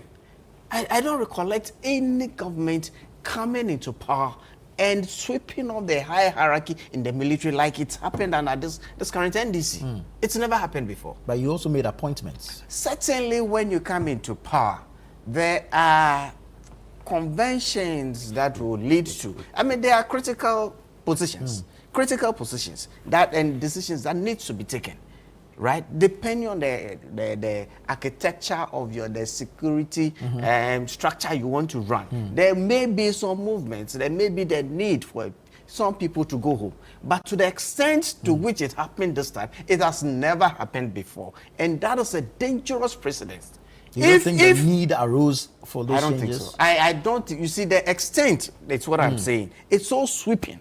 It's so sweeping that if we continue on that tangent, it is a threat to even the security of this nation. But then the political class needs to sit and take and a that's decision. what I'm saying. That is what I'm saying. That politicians need to sit and take a decision on this even matter. if it happened yesterday, even if yesterday happened, we have to be very careful. To ask him who is making an allegation. That how many... It's not an allegation. The video is around. How many were changed in the 8 years of the MPP administration? And how many have been changed so far? So that he will justify his position that it's unprecedented, the number of changes that have been made. He has not been able to tell us anything. And I'm saying that these are some of the things that they continue to do. I mean, give a dog a bad name and hang it. The cat-stacking approach in communication to throw everything, and one thing that will stack, then they will start consuming on it like they've done over the years. It is a cake. It is unrefined. We have moved on to getting results. That is why we have generation of people who call themselves Jay-Z's. They want results, not talking. Very well. This one says, Elvis is my reason for watching Breakfast Daily. Your truth and fact is recommendable. We need headed brains like yours to move Ghana. His name is Yusuf, sending that one in. And this one says, good morning, Nana. In fact, it is true that the NDC has less ministers, but spend more money than the 100 plus ministers Nanado had. This one says, good morning, Nana. The Cocoa Board allegation must be investigated, period. We need to know the truth. Things are getting harder than before. Ahmed from Nima sent that one in. Let's go to the matter of the Ridge Hospital. Have you seen the video of the gentleman and what transpired that evening or that midnight and the responses that have come so far? The update we have now is that the Health Ministry has confirmed the arrest of one suspect. Alajisa, let me start with you on what you make of this I'm wondering why we should have confirmation from the Health Ministry when indeed it's the police, criminality was involved. But you see, I was scandalized when the story broke. I just chanced upon it on Facebook. And I'm thinking that then again, we should look at those political institutions because I'm tempted to. I don't want to say a gentleman. The character involved. The character involved in the central character. He has a history. It was the same gentleman who. Sorry for you saying gentleman. It was the same character. He's a gentleman. Please, I won't use that word on him. That's my choice. Well, the character involved, we recollect in the build-up to elections, some of the things he did in this country. He has a video on social media when they were demonstrating at 37, where we have the major interchange. And then there was somebody being rushed to hospital. And he made a statement that, look, there are 33 million of us in Ghana, so if one person dies, what? And there's a video, of him. The same gentleman is the one who broke into the barricade at the site of the National Cathedral to do whatever he wanted. This same gentleman had the impudence to go to Parliament and accost and physically touch a member of Parliament on his way to Parliament. Notwithstanding whatever you wanted from the member of Parliament, you had no right. But because this is built up over time, and for some weird reason, he has the backing of the political institution, he thinks that he has no boundaries. I am very familiar. He has this backing? You know this for sure? I am certain. I am certain about it. If you look at some of the videos within the public, if you look at how he related to the Minister of Health, the Health Minister, I will even ask the question: the Minister, what was his business there at the point? Had they gone to commiserate with the allegations or alleged incidents that happened there? What was he doing? He was making there? a personal intervention in the matter. Personal intervention. Criminality does not need any personal intervention. But the health workers you see, I'm building a point. You see, when we sort of start praising and giving, he calls himself an activist. I don't know what he's doing. But then for such character to be given this prominence, in fact, this morning national programs like this one are discussing him, and so I have a friend who says that no news is bad news. Wow. I mean, so he's occupying some space that I don't think he's earned. I really don't think he's entered that space, but because of his so-called in commerce activism, we are discussing him this morning. And as a nation, I think that we should be bold enough to call people out when they do bad. When this incident happened at 37, I am sure that because the initial, I'm referring to the initial one, the one during the demonstration. During the demonstration, I'm sure there were people who were happy he wasn't called out, and so he got that sort of vim. As we say, he had a vim to continue to do some of these things. And he's had when he accosted Honorable Stephen Amoa at Parliament, I recollect that they went to the police and there was some amicable settlement and they came, I recollect them on the car park, exchanging pleasantries and all of that. And I'm thinking that it is an opportunity for him to continue again, because when he does again, he will get the Minister for Health to come and exchange pleasantries with him. You see, but we should all have better minds. I am very familiar with that environment because I have been there very often, accompanying accident victims, gunshot victims, and all of that. I'm very familiar. And so when it comes to how the A&E Department of Regional Hospital operates, I've been through so many times. And it's replicates in every health institution. You see, the fact that you walk in there, I mean, one, you had walked in there and met other cases. Right. Two, they will look at the severity of your emergency to attend to you. And what happens there is immediate sort of care. And then subsequently you are given the in-depth. But you see, before a health worker touches you, number one, they should even know your health history. It's not for anything that when we watch these movies and we see ambulance services pick you, by the time they get to the A&E, they are mentioning this is a male, 43 years of, even your blood group, and all as much details as they can have should be available. So when you get to an A&E and you are asked to go get your medical records, especially for an institution that already probably holds your records. It is not some complicated process, but you have to know that. I'll have you pause for me. Right. Hold on to that thought for me. Let me take a quick break. When I come back, you end your submission, and then I'll move on to my other guest. This is Breakfast Daily here on Channel One TV. Stay with us. We'll be right back.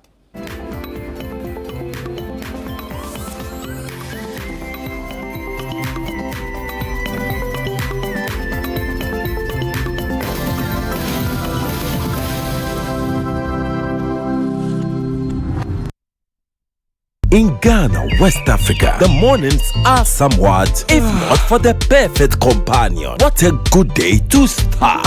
Another day. It's always smiles knowing we are together. Ooh, what a feeling. We not go, you there for family. If you not be you, then who go there? Work is always effective with NASCO home appliances. No wahala if the sun is up. We there for your appetite. Never a dull moment to go for something chilled. Classic home appliance for the fisher folks. Good vibes only while you wait. The feeling hits very deep. Enijepa ewa NASCO fie. NASCO, bring home happiness. You've seen nothing yet. This Big Brother Naija Season 10. It's 10 times the drama, 10 times the rivalry, and 10 times the game. This is certified. No zero, no minus. Big Brother Naija Season 10. Showing 24/7 on DSTV and on GoTV. Gold sponsor, Guinness. This August, get ready for an unforgettable night of worship and celebration as Perez Music presents Glorified, dubbed His Love and Kindness, ministering live Perez Music alongside the legendary Daughters of Glorious Jesus, also ministering Joyful Way Incorporated, Minister Gabi Akwe and Edom Evangelist. Join us on Sunday the 31st of August 2025 at 4 p.m. sharp at the Victory Bible Church, Awoshi Dominion Sanctuary for an evening of powerful ministry and praise. It's absolutely free. But if you would like to support this ministry, you can do so by purchasing our special event merchandise or call 0557 116 607. That is 0557 116 607. Let's come together and raise a sound of gratitude for God's love and kindness. It's going to be nothing short of heaven on earth. This event is proudly sponsored by Eddie's Pizza and powered by Rima City of Worship. Media partner CTFM and Channel 1 TV. Good evening and welcome to the greatest show on earth. This is a people's game. They will be bubbling about this one for weeks and months to come. Let's go!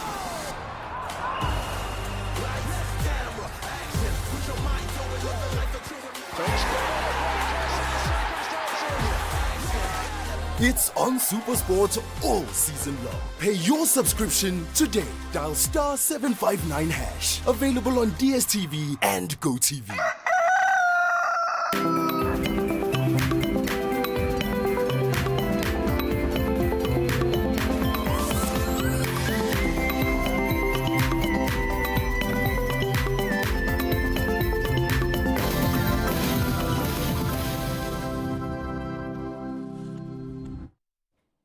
Welcome back. This is Breakfast Daily here on Channel 1 Television. We're having the news review segment. Alhaji Isa had the floor before we went on break. So Alhaji, wrap up your submission for me and then I can hear from my other guests. You see, Nana, like I was saying, I'm quite familiar with the environment being referred to.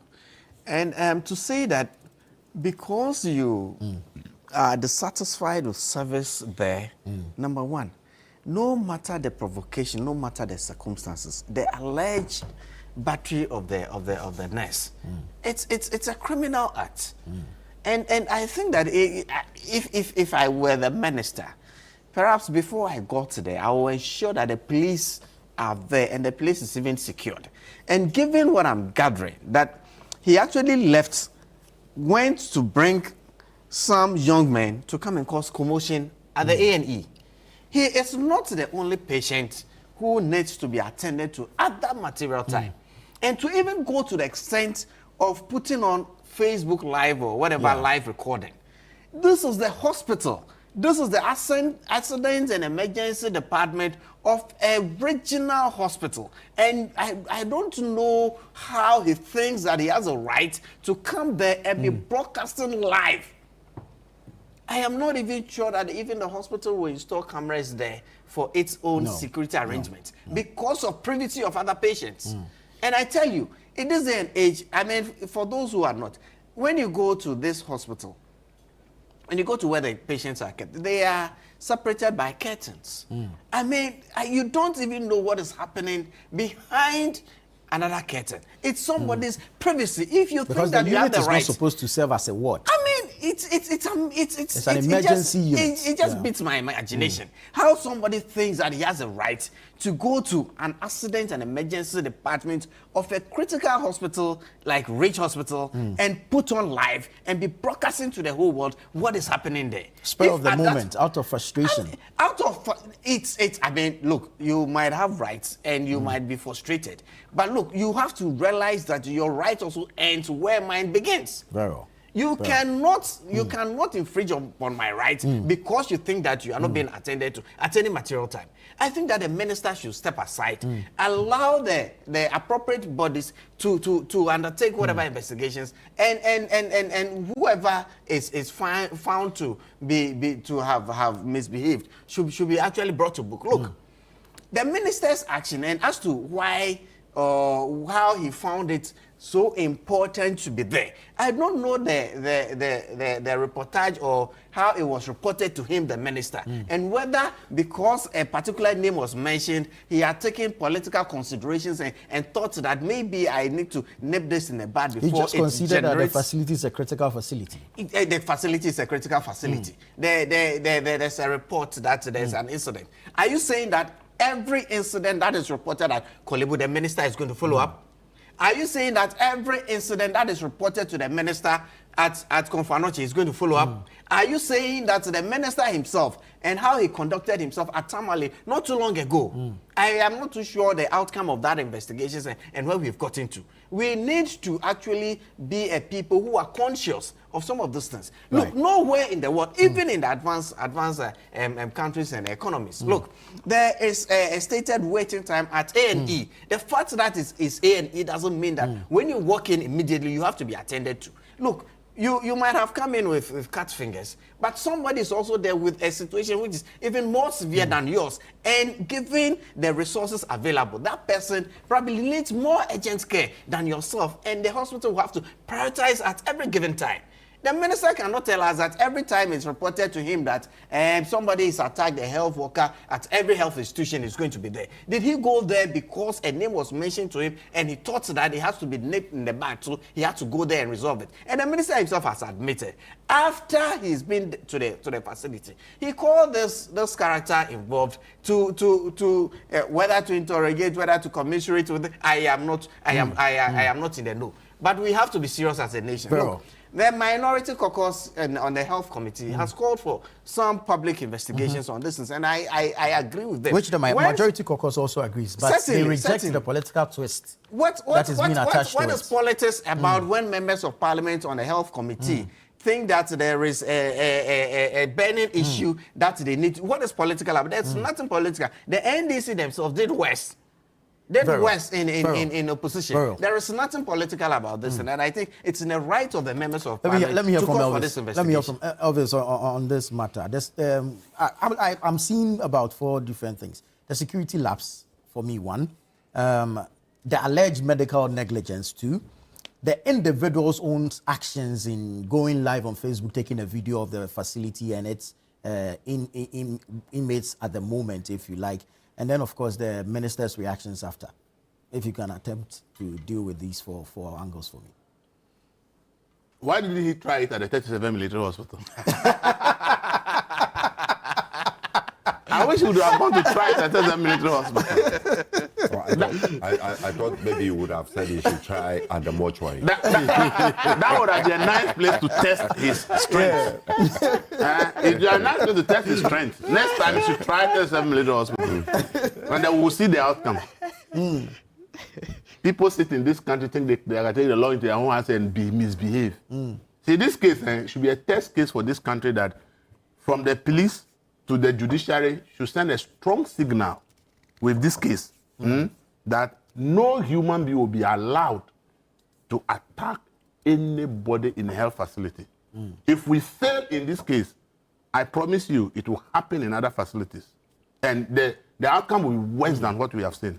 The GMA has already raised for somebody to come in and say, I think I'll not be attended to, goes back, organized group of young boys to come into an emergency center and attack health workers. No judge, no police should entertain this, okay? Irrespective of whether he is saying this or whether it should not be a consideration in this matter. Now that the guy has not been arrested. Is it the case that he left and mobilized boys? Yes. But that is what I didn't know. Let's get he didn't follow the case. Did you follow the case? The gentleman involved. Yes. Did you follow the case? There has not been any condition or statement or any association with the NDC as a political party. That is a fact. Let us not begin even in our conversation to say, oh, if it's NDC, he is not. Everybody knows his political lineage. On the narrative. He's not. So is everybody knows his political, which is his political lineage? Well, he's an activist who is apolitical. That is how he... No, is everyone knows his political lineage? That's what he said. That's how he describes himself as an activist who is apolitical. Let me go. The guy per the report said he's dissatisfied with what has happened because he wasn't attended to immediately. Goes back, organize boys and return to come and beat people at the But the direction we're also picking up is that he was there to seek treatment for an accident he had suffered. But another accident victim was brought in. So look, from what he's putting out, the boys came with that accident victim. No, that's not what happened. That's not what the accident victim was there before he came. And the accident victim has a scalp problem, which is more serious than his fingers. And by standard operating procedures in an emergency, they determine whose situation is more threatening, and they attend to that. So the fact that those people came in late, the guy was there before the guys came, is not a condition that he will be attended to immediately. So the nurses and the people, they decide to attend to the guy who is an accident victim, whose condition is more life-threatening than the RAF. Right. And that is what got him angry. That why are they attending to the person who just came? And no explanation will make sense to him. So he goes out to organize people, comes in and beats up people. In which civilized country would this guy not have been arrested by now? This happened, I think, Saturday, Sunday, Monday, Tuesday, Wednesday, today is Thursday, the guy is here to be arrested. And the Ghana police service will give you an excuse why they can't find him. We are not, look, if this case is not taken serious, I'm telling you, you will see the way people, health workers will be beaten across this country. Because the people will take a cue from it and says, you can beat the health worker so long as you are dissatisfied with their service and nothing will happen to you. This thing should not be allowed. The police must smoke the guy out under any step, no matter what. If the entire Ghana police service has to be deployed across Ghana to search for, they must search for him. And all the boys who did that, they must all be arrested. When they are taken to court, the video is that the judges must speed up the process and make sure that these guys are given the kind of deterrent that will make everybody understand that you don't go out there and say, because I'm dissatisfied with something that somebody has done, so I'm beating him. And I'm telling you that it's not the only health sector.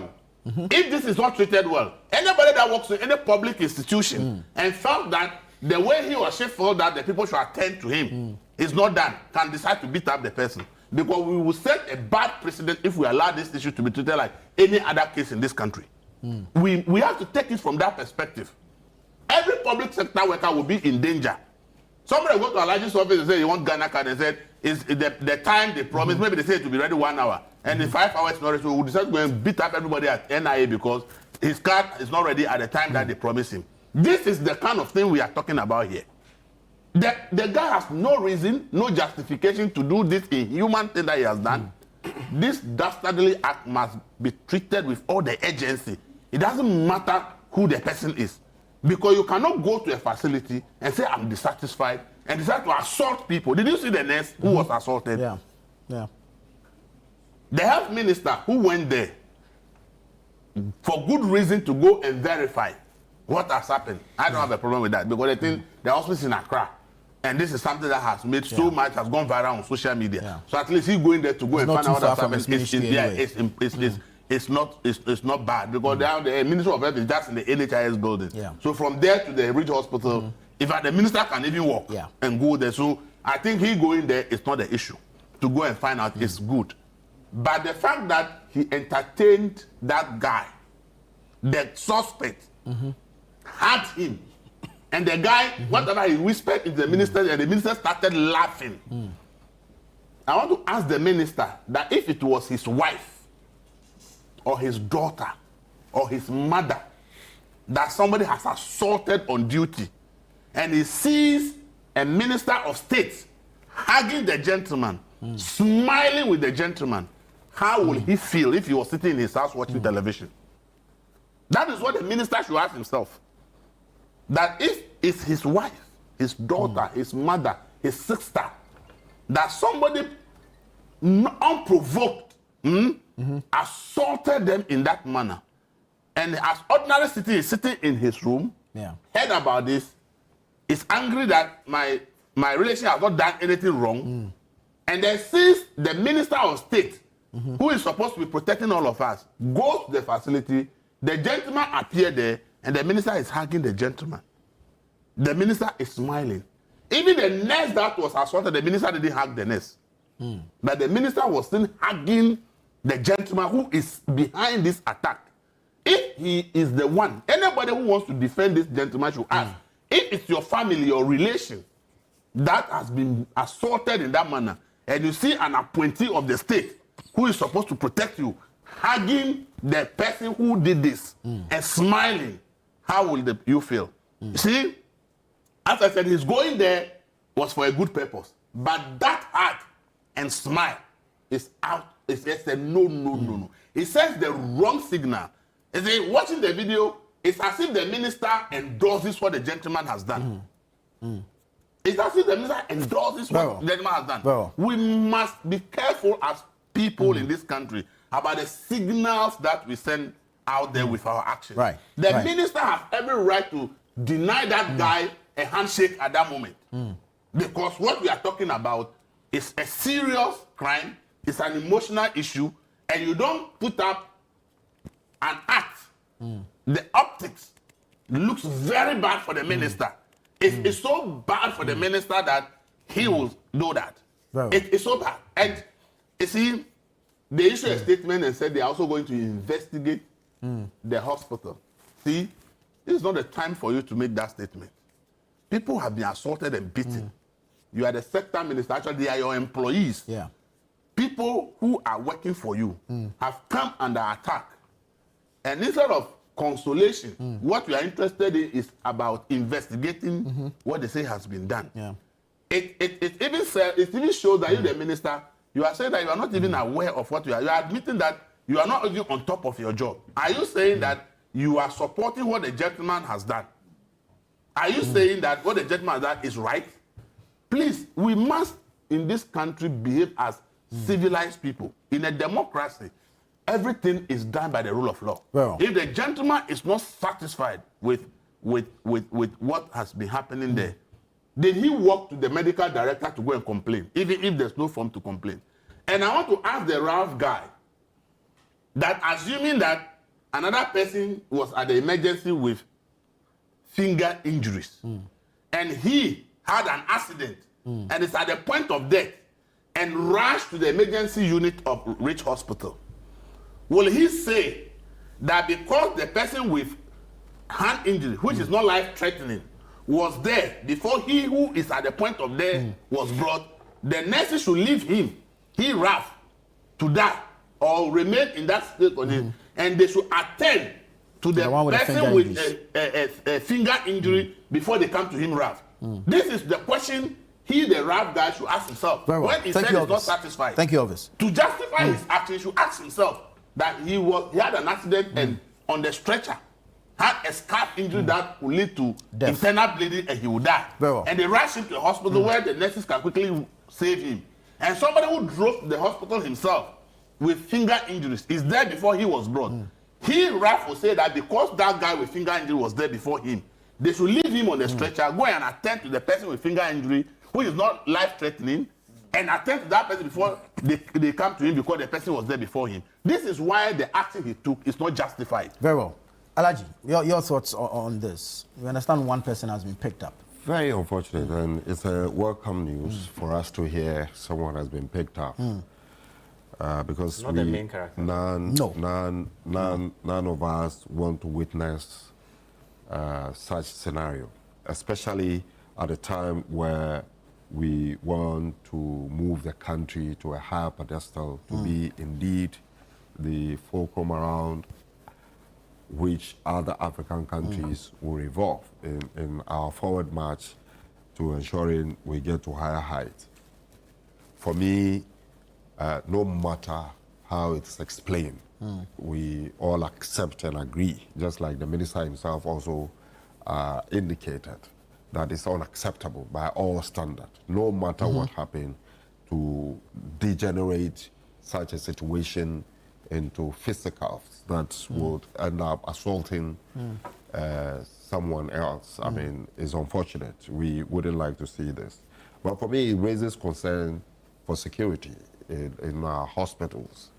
If such a thing can happen, what would happen to, let's say, a prisoner who has been brought to hospital, would get his friends, break the hospital and take him away? I mean, that is the message we are saying. If the doctors and the health workers themselves are not protected, how can we be rest assured of the patients who are in the hospital?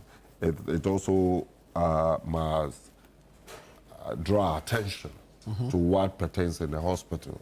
I'm not saying this to justify the action, but I'm saying this to the effect that, look, we all are at one time or the other, if not witness, have heard the actions or reaction of some health workers in our hospitals, to the extent that many people are not happy with it and how they go about their duty. We need a lot to be done in that area, maybe as part of their curriculum, to know, since they are going to be dealing with human beings, what best approach they could use. I would also disassociate myself with the fact that people assume that one is emergency and one can hold on. I think it only takes a medical doctor to determine that. I mean, we can only assume and cannot make a definitive conclusion on this matter. You see, for me, one of the ways I think we can use to resolve such issues and then make sure that moving forward we rectify the situation is the idea of the military orientation for national service persons. I am a beneficiary of that training, and I can tell you it goes a long way to shape your attitude towards work. It goes to shape your physical, mental being and how you approach your job. So it is an area that I would want to see it fully implemented so that as many who are qualified and can be taken through the training should go through the training. You see, let me give you a typical example I had during my training. There was this time that I think it was a staff sergeant who was then leading us to the cookhouse, where, I mean, suddenly something happened. And we were all fresh graduates. The man was whipping us with cane and belt. I nearly reacted to say that, but if this is the case, then let me carry my things and leave. It was after the training that I got to realize that, oh, this is one of the things I came to learn here, discipline. You understand? So that is why I believe strongly, it's from my experience, that I believe strongly that if we emphasize on this military orientation for our graduates during the national service, it will go a long way to help us. You see, but let me be very quick also to add that, yes, the minister's reaction and stuff like that there's about few seconds picture we've seen or video. The video, yeah. And if we run conclusions to it based on that few seconds video, then we may not be fair to the minister because we might not know what really transpired. We just saw the handshake and what have you. But if this is a problem, I mean, if I look at it, if this is a problem and the minister can be chastised this morning, we also, just a few days ago, a gentleman calling himself Antikeke or Fanti or something. His was not just mere say an investigation. He was actually arrested by the security service. He left his what do you call it? He was released straight to no less a person than a presidential candidate, somebody who say he wants to be president. Aspirant not now. Candidate from the FPP in the 2024 election. Yeah, former candidate. He's still the candidate for the 2024 election. Do you understand? And they didn't just shake, they had laughed, had fun. After all that the gentleman said, nobody had problem with it. Is it that NDC, we have human beings, and if something happens to us, that at least he's been picked up and granted bail. Correct. Yes. To show that there is something offensive for what he has to what he has done. So that is why he was picked up. So why then is a minister hugging a supposed perpetrator of violence who has picked him up? Who has not been picked up? Correct. So as we speak now, it's left for the security services to find where there is a crime, where they could, they can find reasons for that arrest. Wouldn't In the case political of interference. I mean, what do you call it? The security service have found fault by the laws and have arrested him and is assisting in investigation. Yeah. Do you understand? In this case, probably there is no law. Probably, I'm not saying there is no law. I say probably. No law against assault? No, there is no law that the police or the security service can rely on to pick him up. So maybe they are working on it to get reasons why they can. Maybe. Hey, no, you are saying so. As we speak now, you are saying so. You don't know what transpired. Do you know what fully transpired? It is your words against mine. We know that the health. Do you understand? No. The person, as we speak now, even the minister has assisted the health worker to file a complaint with the police. Why am I empathizing with you like that? Let's not even go there. That's very good. That is very good. So Why am I for the having fact some that the empathy minister with you like has assisted the health worker indicate clearly that the gentleman assaulted the lady. No, that there's a case to answer. Did you see the video? Correct, but we are talking about a specific gentleman who hacked. And you and I here are saying that there were other people who also came in to assault. So it could be that it's not the gentleman who assaulted the lady. We just played a CCTV footage of the Ridge Hospital. And Yeah, the gentleman where the gentleman was seen attacking. Exactly. That's it right there. You see him. Look at that. Look at that. Maybe That's him right there. Maybe I'm not watching the video. Wait a minute. What I'm saying is it beholds on the security service to decide. Well, these are the reasons why we are going to arrest someone and act on it. But you see, in that same scenario, in that same situation, we have lived in this country where people entered court equally a restricted place. But we condemn it. In the court, who condemned it? The gentleman sitting by you, ask him where is his condemnation. The gentleman sitting by you, unfortunately, we've run out of time. Please, let me round up. Right. And as we speak today, those people were planted by a certain political party to be their heroes. So what will prevent someone else from repeating the same thing? You understand? So if it is bad holistically. Let us all come together to condemn it. But not to do it as though, as for Akando, he has no right because it's NDC to shake someone we feel has offended some people. But Dr. Mawia can there's a message that says Ralph's attitude is unacceptable, but the attitude of some nurses is sickening. The laws of the country have always shielded them from being held reliable for negligence. Why are we not discussing this? That's always from Tema. This one says, hi, good morning. I'm Salim from Wa. I stated yesterday that either the management of the hospital or the family of the nurse should seek justice. The committee the minister constituted will not come out with anything tangible. This Ralph guy is known to... Okay, that's an allegation you're making. I can't put that out there. Okay, yeah. You're calling on the GRNMA to act now. Master Planner is saying that everything in this country is politicized and we must do better. A number of messages have come in. Unfortunately, we've run out of time. We are unable to read them. It is very important. It is very important. Right? Yeah. He's under police investigations. What he said, he didn't physically attack anybody. Who? The Fancy comedian. He's been investigated for what he said. For what he said on social media. What he said. People who were on the program. It's an ex-speech and somebody said on he didn't say that somebody used his platform. It is people who call the program who you should address. Exactly. Right. We don't have time to go into all of that, but thank you so much, gentlemen. This has been the news review segment here on Breakfast Daily. The show continues after this with Philip and Chris Carter. Stay with us.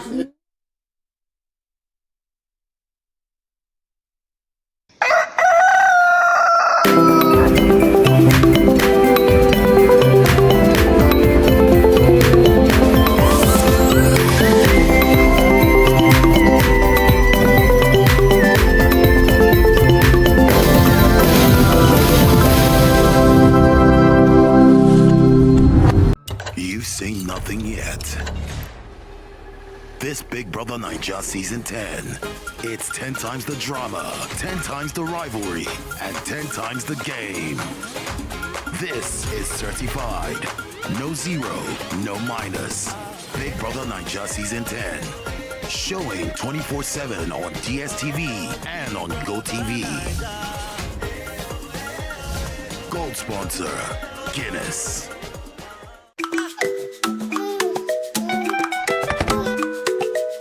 How may I help you today? We'd like to open a bank account.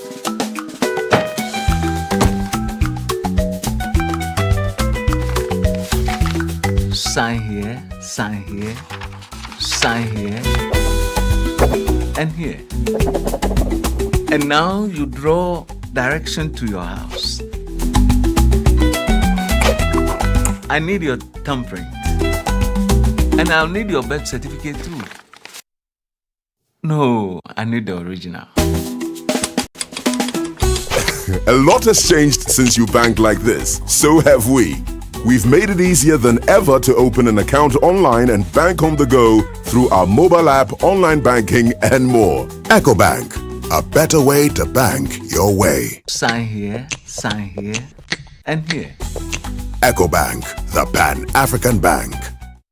Looking for a one-stop shopping destination for all things made in Ghana? Eager to experience a remarkable fair that showcases the richness, creativity, and innovation behind Ghanaian products and services? Then get ready for the This is Ghana Exhibition 2025. The This is Ghana Exhibition highlights the brilliance of Ghanaian entrepreneurs, artisans, and businesses who continue to shape the narrative of homegrown excellence. This is Ghana's biggest trade fair and exhibition, bringing together SMEs, startups, research and manufacturing sectors, indigenous corporate bodies, and local creatives in one exciting space. The This is Ghana Exhibition 2025. Come explore, engage, and be inspired by the businesses and brands that are redefining Made in Ghana across every sector. The dates: Saturday the 6th and Sunday the 7th of September 2025. Time is 10 a.m. through to 5 p.m. each day. The venue is the A4 Sutherland Children's Park. For inquiries or participation details, call us on 0205 973 973. The This is Ghana Exhibition 2025 is powered by Channel 1 TV and 97.3 City FM with support from Twillium Industrial Company Limited and Build Financial Technologies, and is proudly sponsored by MTN, EcoBank, Side Hustle by EK Brand Consult, Ghana Enterprises Agency, Ghana Export Promotion Authority, and Ghana Exim Bank.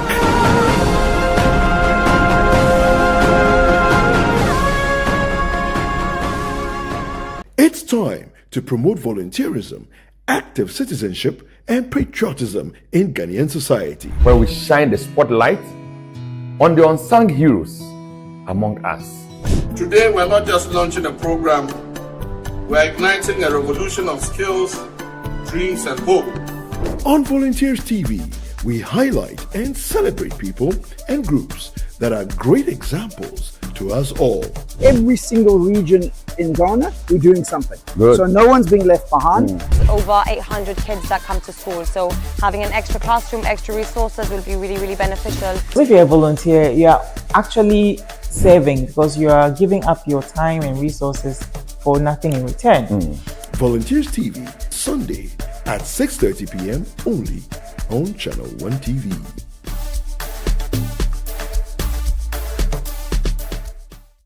Welcome. It's Play to Aid. Get ready for the game show where every play has a purpose. Welcome to Play to Aid, the only game show where your knowledge and skill don't just win you prizes, they help change lives. What sport is considered the most popular in the world?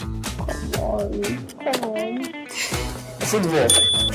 Every point you earn goes toward real-world support, from school supplies to health kits, clean water to emergency relief. Play smart, play big, play to aid. Catch all the action, the drama, and the heat. Most commonly spoken language in Brazil. Portuguese. Play to Aid every Sunday at 3:30 p.m. only on Channel 1 TV. Edna, let's begin. The Play to Aid game show is proudly sponsored by Tang Palace, Giraffe Island, and VVIP.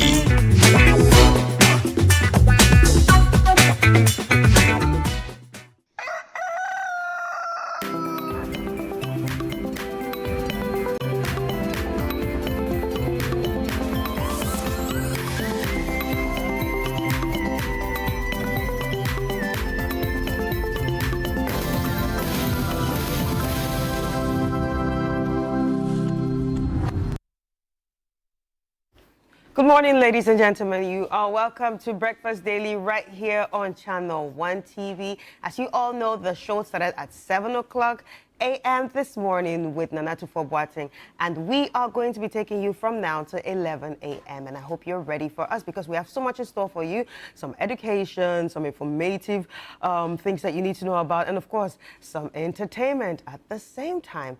Ladies and gentlemen, my name is Chris Carter. My name is Philip Nilati. A lot for you on the show, and we keep saying that we want to thank you for making sure that the Literacy Challenge 2025 was a success. Without you, we couldn't have done it. The wards, the parents, the guardians, the teachers, the sponsors, and whoever took it as an interest or took an interest in ensuring that this program was a success. The winners were crowned over the weekend, that is a Saturday, and it's just exciting. Adongo won, and he took the amount of money, that's 10,000 Ghana cedis, to the northern region, that is Tamale, and also the bragging right and the trophy. We are still preparing for the next edition, that is 2026, and make sure that you get yourself ready as a ward or as a student so you can participate in this important competition, because it's an avenue that helps you to broaden your horizon as a student from the age of 11 to 15. All right, so the This is Ghana exhibition is in the corner, and it's coming up on the 6th and 7th of September 2025 at the Ifua Sutherland Children's Park. And it is an exhibition that you definitely do not want to miss, especially if you're a business and if you have any product or service to offer. If you're also a local SME, a startup, and also have innovations that you want the world to see, this is the place for you. This is the perfect place, the perfect platform for you to show what you got to Ghana and to the world. You definitely do not want to miss this one. So come to the This is Ghana exhibition to showcase all your potential exports. And you know what? To register, all you need to do is call the number 0205-973-973, 0205-973-973. Many have actually called to register, but they have not made payments, and you don't want to be part of those people that when you call back, you'll be told that, oh, no, it's sold out. That's just because you didn't make your payments. So do well to make your payments and be part of the This is Ghana exhibition 2025. Want to say a very big thank you to our sponsors: MTN, EcoBank, Side Hustle from EK Brand Consult, Ghana Enterprise Agency, Ghana Export Promotion Authority, and Ghana Exim Bank. Remember that this is powered by Channel 1 TV and City FM. And we keep reminding you that in order for you to get the latest in information, and you need to actually get the Channel 1 News app on your phone. Just go to the Google Play Store and then download the Channel 1 News app on your phone now and get all the needed information, because everything that we put up here, you need to be informed so that you know how to go about your day-to-day activities. But Chris, let's move straight into the trends. Before we came here, this one was trending. Very big congratulations to Godwin Aetiba. Yes, Godwin Aetiba. Congratulations to this fine gentleman. He is really putting Ghana on the map. So he has won the 2025 BBC Komna Dumont Award. This is an interesting one. So the Ghanaian journalist Godwin Aetiba has won the award. The investigative reporter, filmmaker, and news anchor, who is the 10th recipient of the accolade, works with TV3 and 3FM in Ghana. Of course, his stories have also appeared on several international broadcasters, appeared on several international broadcasters. The 29-year-old often focuses on human interest stories, aiming to expose injustice and amplify the voices of the marginalized communities. And it's true, some of the stories he's done, he's gone to cemeteries. I love it. He's gone to mortuaries to tell us what the issues are. He's gone to the ghettos. Yeah, and even gone to villages to talk about, sexual and gender-based violence issues. So he talks about issues that really affect people and the issues people are afraid to talk about. Yeah. So he brings it to light.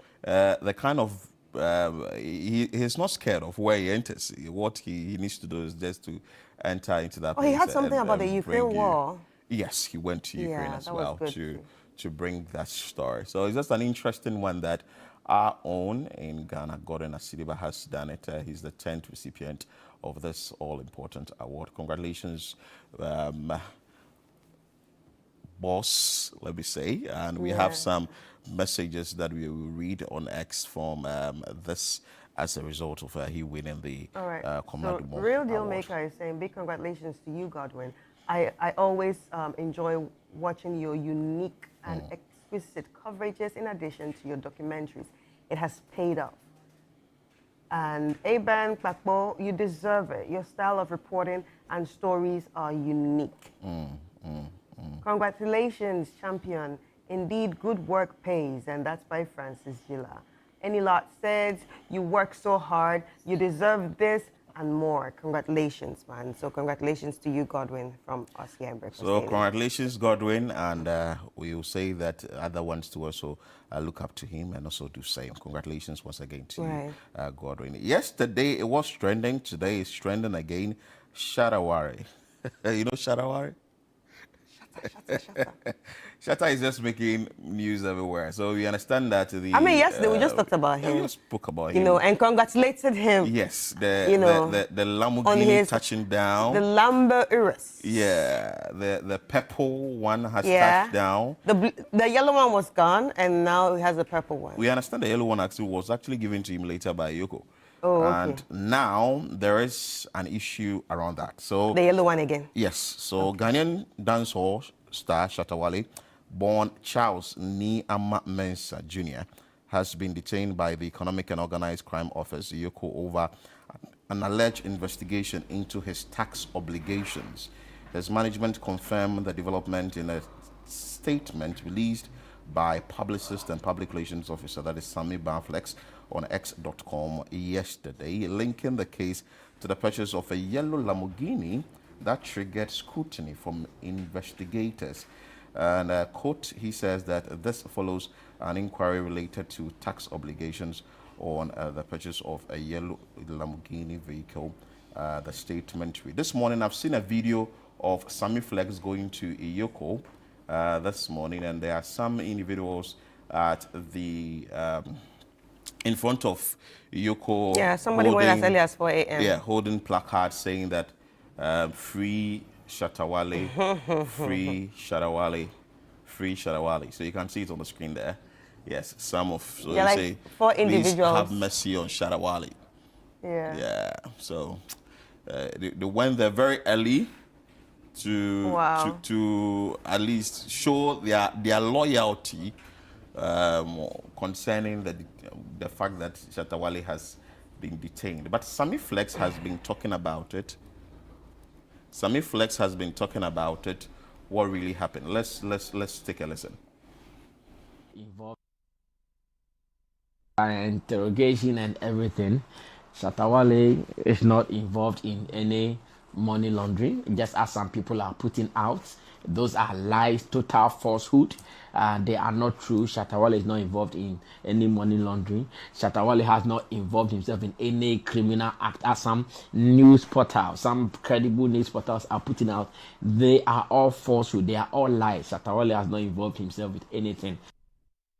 So that's the publicist and public relations officer for Shatta Wale, Sammy Flex, stating that Shatta Wale hasn't been engaged. It's been a crazy week for Shatta Wale, or crazy past 2 weeks. I can say it's been a crazy month for Shatta Wale, because earlier when the issue came, Yoko went in to take the yellow Lambo. He came on TikTok, did a TikTok live, explained everything, and that was what pushed him to order for the purple one. And now the yellow Lambo. Maybe. And he also had, and recently he had issues with his songs being removed from, some major streaming platforms. Yeah, because of the issue he has with the producer MOG. So yeah, it's been a tough month for him. For Shatta. But we have some messages we want to share with you on this from X. This one from NX Quay Jr. says that, isn't Shatta the one who dropped a new car yesterday? So whatever they are doing, they should remember there is Godwin, Richard 6, blah, blah, blah, blah. And Ghost Twitter says, SM fans, it's time to pray for your Messiah. Hey, Shatta tired this week past Ghana herself, and that's by Sean Babs. Yeah.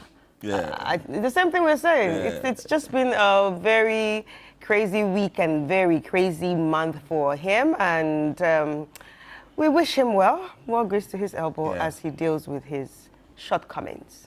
Shatta Wale tired this week, but we'll see what we can. We will be following up on this story keenly, and anytime he's released from Iyoko, certainly we'll bring you that on Channel 1 TV and also City 97.3 FM. And the final one is CCTV is trending. Yesterday, I think the Ghana Greater Accra Regional Hospital released the CCTV footage of Raf following the issue of he allegedly attacking a nurse at the facility earlier this week, and that you can see in the CCTV footage there that Raf is the gentleman in the black holding the phone, and now he moved away and now came to a nurse. We really don't know what happened there, whether it was the nurse was saying something that agitated him or got him angry and that he reacted or whatever it is. But we understand that the health minister will make some comment on this later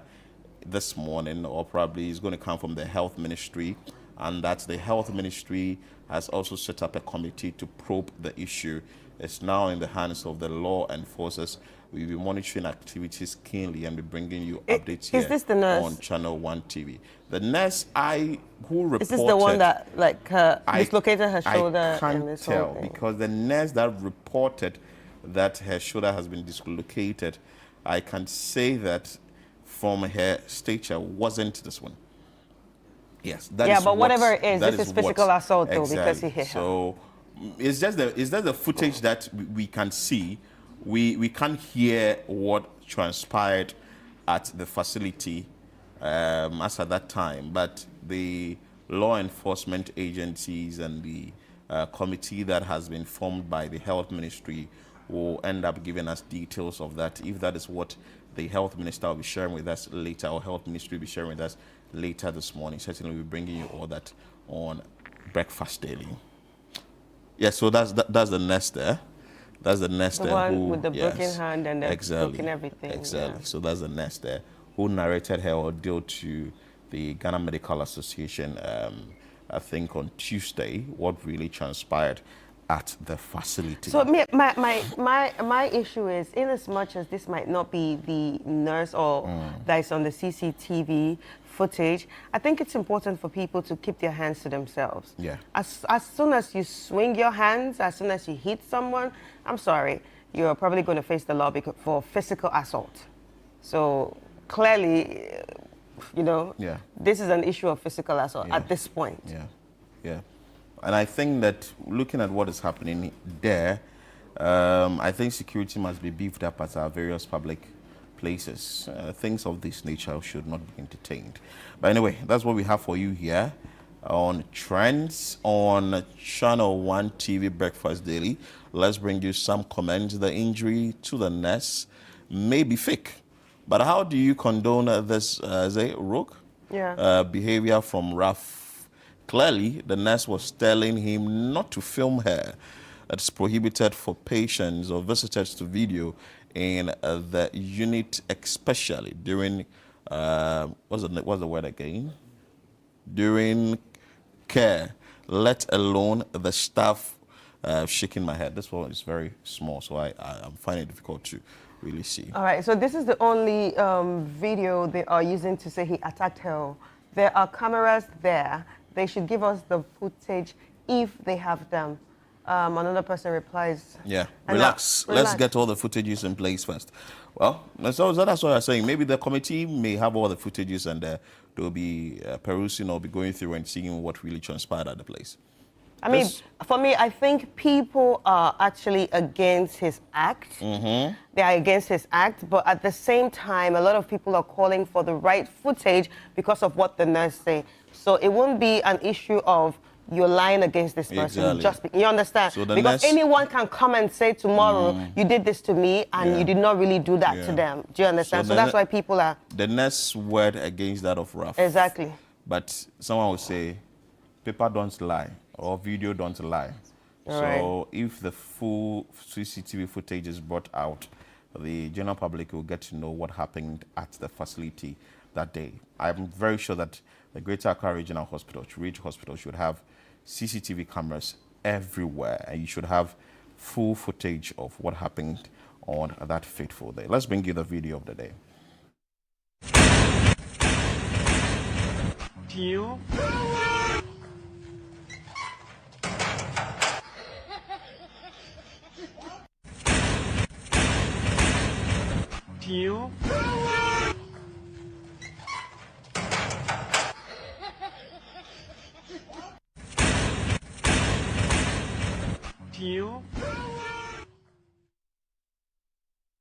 In life, it's not everything that people will do that you have to join.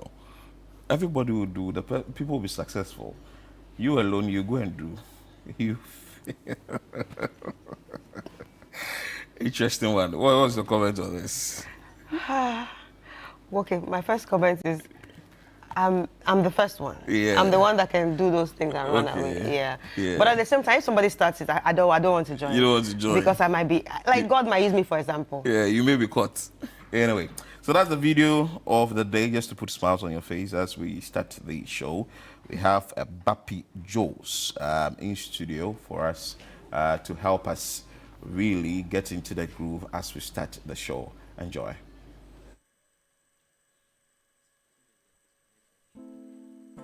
Yeah.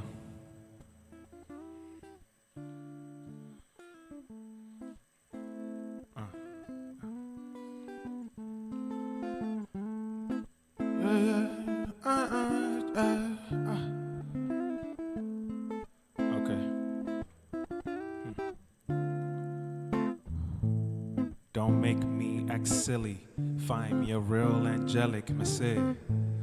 This don't look familiar. Brother man, high like hippie, Charlie. Ellie rising, me nice form energy like a Magidon, share. Alhamdulillah, hand to the Lord, Uchimia, Sulia. Settle down, bad girl, she a 10. Like a gone or she won't play along. She say, you the best man, okay, knee along. Come party with the bad man, oh, you want party with her? Okay, come ride on her, oh, she just won't ride on her. I say, Yami Triane Lasse. Akukudro, Koshem passe. Mini fiopo no talo neke. Mini fiopo no talo neke. Mempela selase. Okay, Bello John from Cali. Road 10 na bidi pili. She make Monday rise like Aladdin. Roll IQ by the Benjamin. I need all my vitamins, otherwise I go choose violence. She won't ride with a bad man, into ya chest and mommy why? Niami Triane Lasse, Akukudro, Koshem passe. Mini fiopo no talo neke. Mini fiopo no talo neke.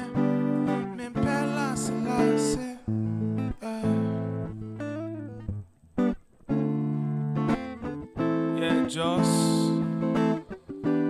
Mempela Selassie. Yeah. Mempela Selassie. Yeah, Joss. Yeah, Joss. Yeah, from me, Papi Joss.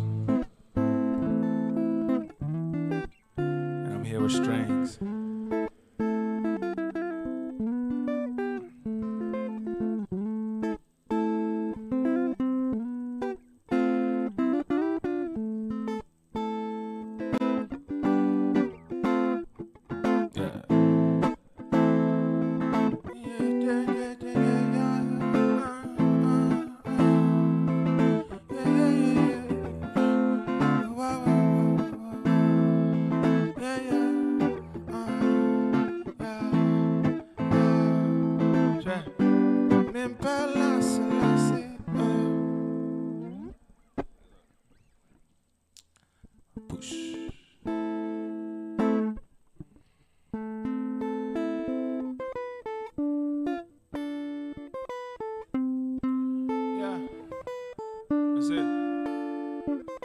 time be my treasure, so I use it mindly, not vainly.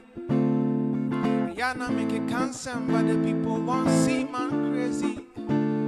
Loose screws like I'm boozing, you know man I run the game like them Jews. Keep the fire in my hand, sick of Lucy. Now you let the opponent if he's snoozing. Try me, my year 9 to 5. Now it's overtime, flying like I'm Peter Pan. Waiting be the plan, crazy, plenty dedication. For the education, blazing, that's the elevation. Kill the silly conversations. Soldier come, soldier go. Me say my soul moi cher. Soldier go, soldier come. Me say my soul moi cher. Plenty, plenty come on. Them go, my soul moi cher. My soul moi cher. Me say my soul moi cher. Yeah, yeah, yeah. Yeah, yeah, yeah. Minya, pianko wenim. Pianko wenim. Pianko wenim. Minya ba, minya bema. Pianko wenim.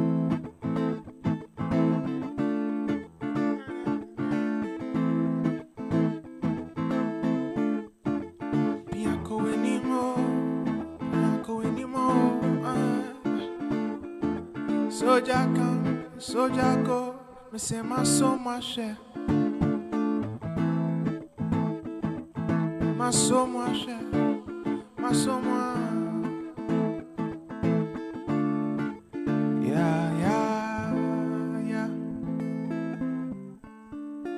Yeah.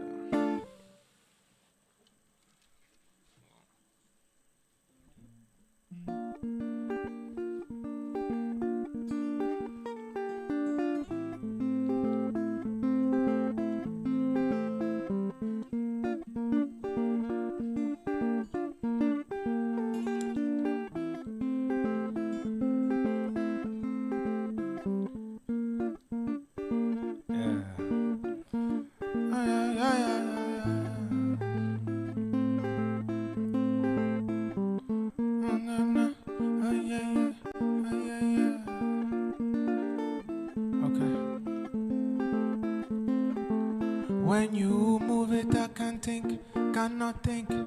Got me long like a connecting pole. Can you come uplift my tension, my tension? And the feeling is in connecting mode. There's no be hypothetical. I cannot think go.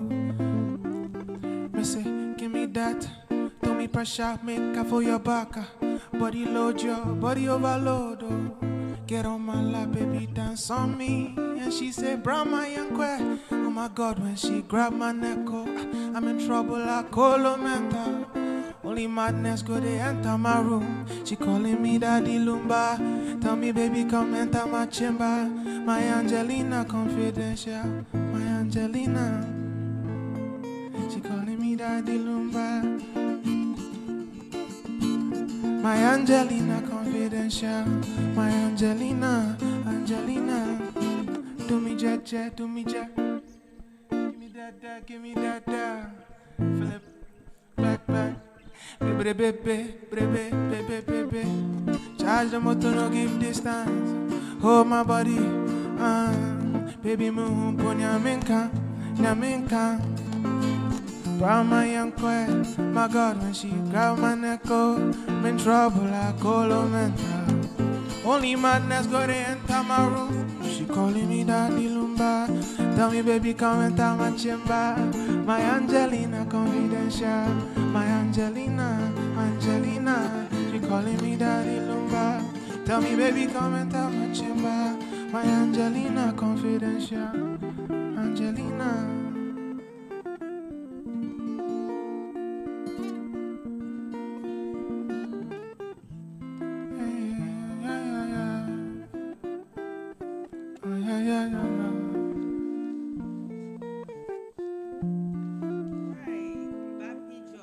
Yes. How are you?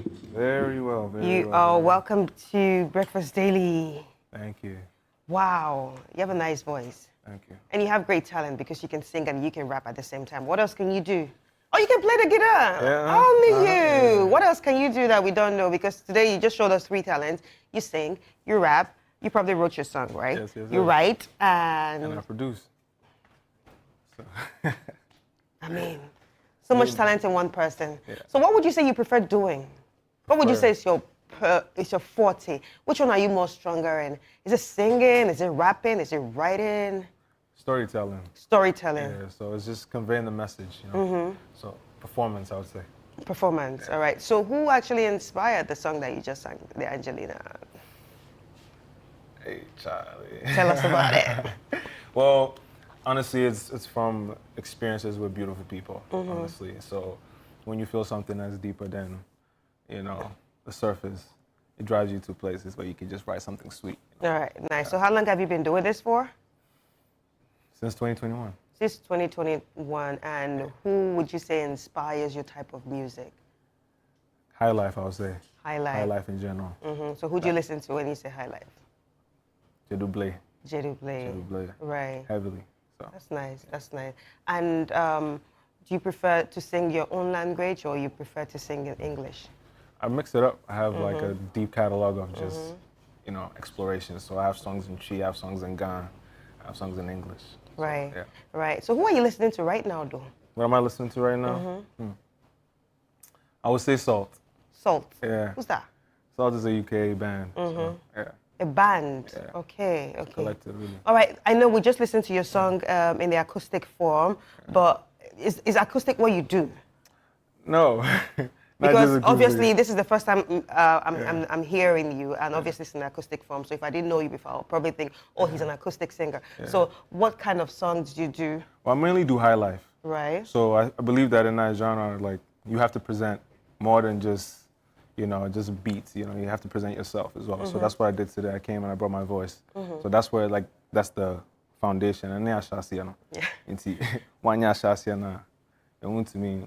Build also. All right. So, but how long would you say you've been doing this for? As in the music yeah, itself. Professionally. I've been putting out music since 2021. Since 2021. I've been making music since church days. You know. Since church days. Yeah. So the church inspired you. Absolutely. Oh, that's nice. The church kind of inspired a lot of people that passed through this week. Yeah. And that's good. I hope you're giving back to the church. Always. Always? All right. So how many songs do you have out there, and how can people actually access the songs? So my songs are everywhere on streaming platforms, Spotify, Apple Music, you know, any streaming platform you can find Bapi Joss on there. So yeah. Okay. And what's your social media handle? Bapi Joss. BAPIJOSS. How many songs do you have to yourself? Out there, many. A lot of songs. Any album? Album is on its way. All right. Yeah. So basically, you're working on your album. That's what we should expect from you. Absolutely. When? Keep it on the wraps right now. Okay, keep it on the wraps. That's nice. Anyway, thank you so much for passing through Breakfast Daily. Ladies and gentlemen, if you like what you heard, like I did like it, go out there, all streaming platforms, follow him and stream his music. I didn't say download, stream his music. That's the only way you can actually support this artist. And also follow him on social media to follow his growth. It's important that we actually support our own. Anyway, it's time for us to talk about a play. And I'm excited about this, but it's Philip that's going to be having this conversation. All right, Philip, tell us about it. But of course, we're going to have conversations on that. It's going to be an interesting one. You know, I love stage plays every time we talk about stage plays because it brings that unique thing out of the actors, and also you get to connect with the audience, laugh, enjoy yourself, and all that. We'll be having conversations around that. But before that, let's watch this. From the stables of April Communications, the National Theatre and Image Bureau comes the pinnacle of African theatre. A dance with death, a conversation with the ancestors, a mirror held up to power, pride, and purpose. Wale Soyinka's timeless classic, Death and the King's Horseman. Live at the National Theatre, Saturday 23rd, Sunday 24th, Saturday 30th, and Sunday 31st August at 4 p.m. and 8 p.m. each day. Come, witness the conflict, feel the rhythm. Walk the edge between life and the afterlife. this August. Tickets selling now for only 200 cedis standard and 300 cedis VIP at www.imageburrowgh.com or dial *714*46#. Don't miss this epic tale of destiny and courage. Support from the stables of April Communications, the National Theatre, and Image Bureau comes the pinnacle of African theatre. A dance with death, a conversation with the ancestors, a mirror held up to power, pride, and purpose. Wale Soyinka's timeless classic, Death and the King's Horseman. Live at the National Theatre, Saturday 23rd, Sunday 24th, Saturday 30th, and Sunday 31st August at 4 p.m. and 8 p.m. each day. Come, witness the conflict. So you've seen it for yourself what we are talking about here, and I'm sure you've started enjoying it small. We will bringing you everything on the day of the full production, or the day the stage play would be open to the general public. But the man who directed this play that will air the days we will put out very shortly is in studio, George Ni Amakwe.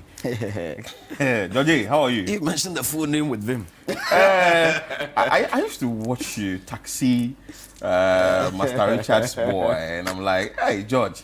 But it's been good, and the fact that you've changed the scene and all that from film to stage, entertainment, communications, professional, and everything. So, George, what is it with this play, this upcoming play?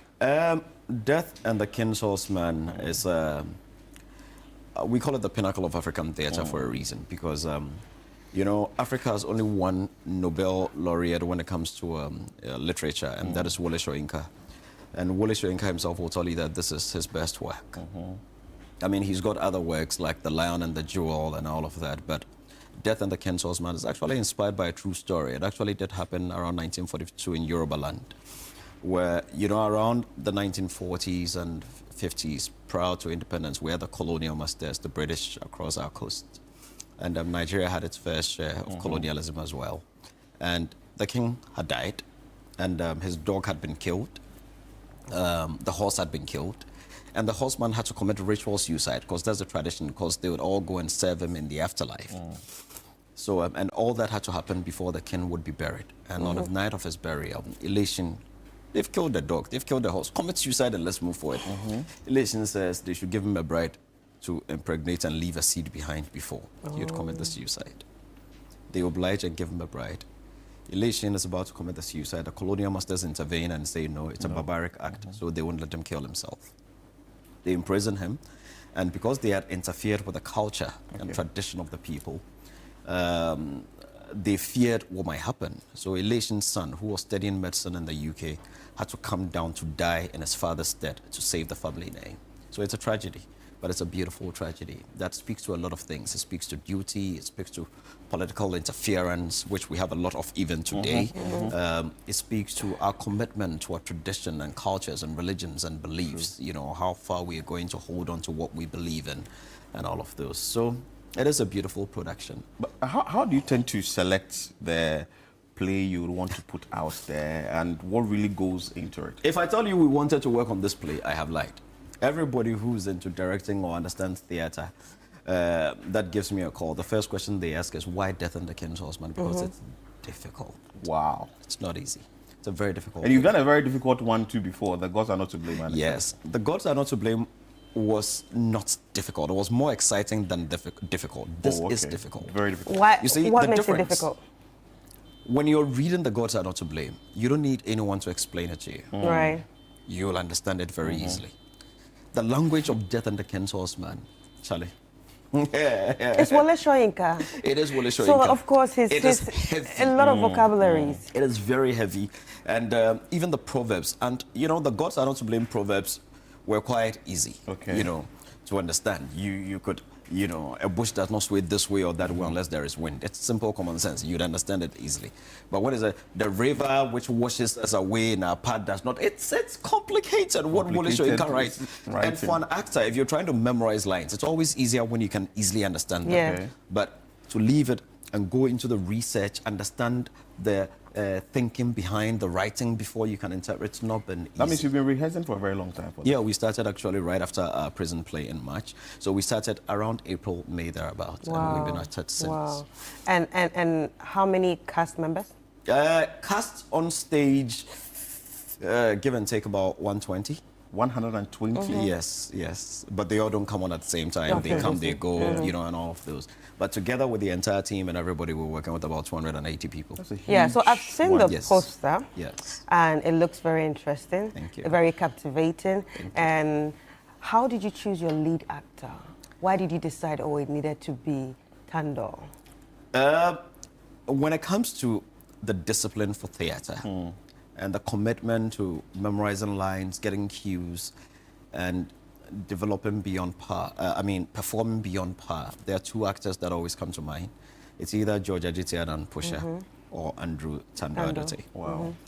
Andrew has the physique for me. He fit the role of a chief, because the Elation himself is a chief. It's a chieftaincy role. The King's Horseman, you're a chief. So I needed somebody who had that authority, that persona. And also the voice was key for me. And then beyond all of that, the discipline to commit, because it's a lot of lines. If you take out Elation Oba's lines alone in the play, the Death and the King's Horseman, his lines alone is somebody's entire play. Wow. The lines alone for Elation is somebody's entire play. It is. So you needed an actor who would actually commit to it and has the discipline and the desire to want to take it to the next level. And Andrew himself wanted to challenge himself. I mean, if you've done the Gods Are Not to Blame, played Wale, what's next? What is next? So we figured, okay, let's take it a notch higher and let's see how you can fit into this as well. And trust me, he's killed it. Okay, so I have one important question. Why is it important for you to actually churn out plays from neighboring countries? We are telling the African story. We are currently even working on adapting a Shakespeare play to tell it the Ghanaian way. Yeah, The Merchant of Venice. We'll tell a Ghanaian version of it sometime next year. We want to tell the African story, not just the Ghanaian story.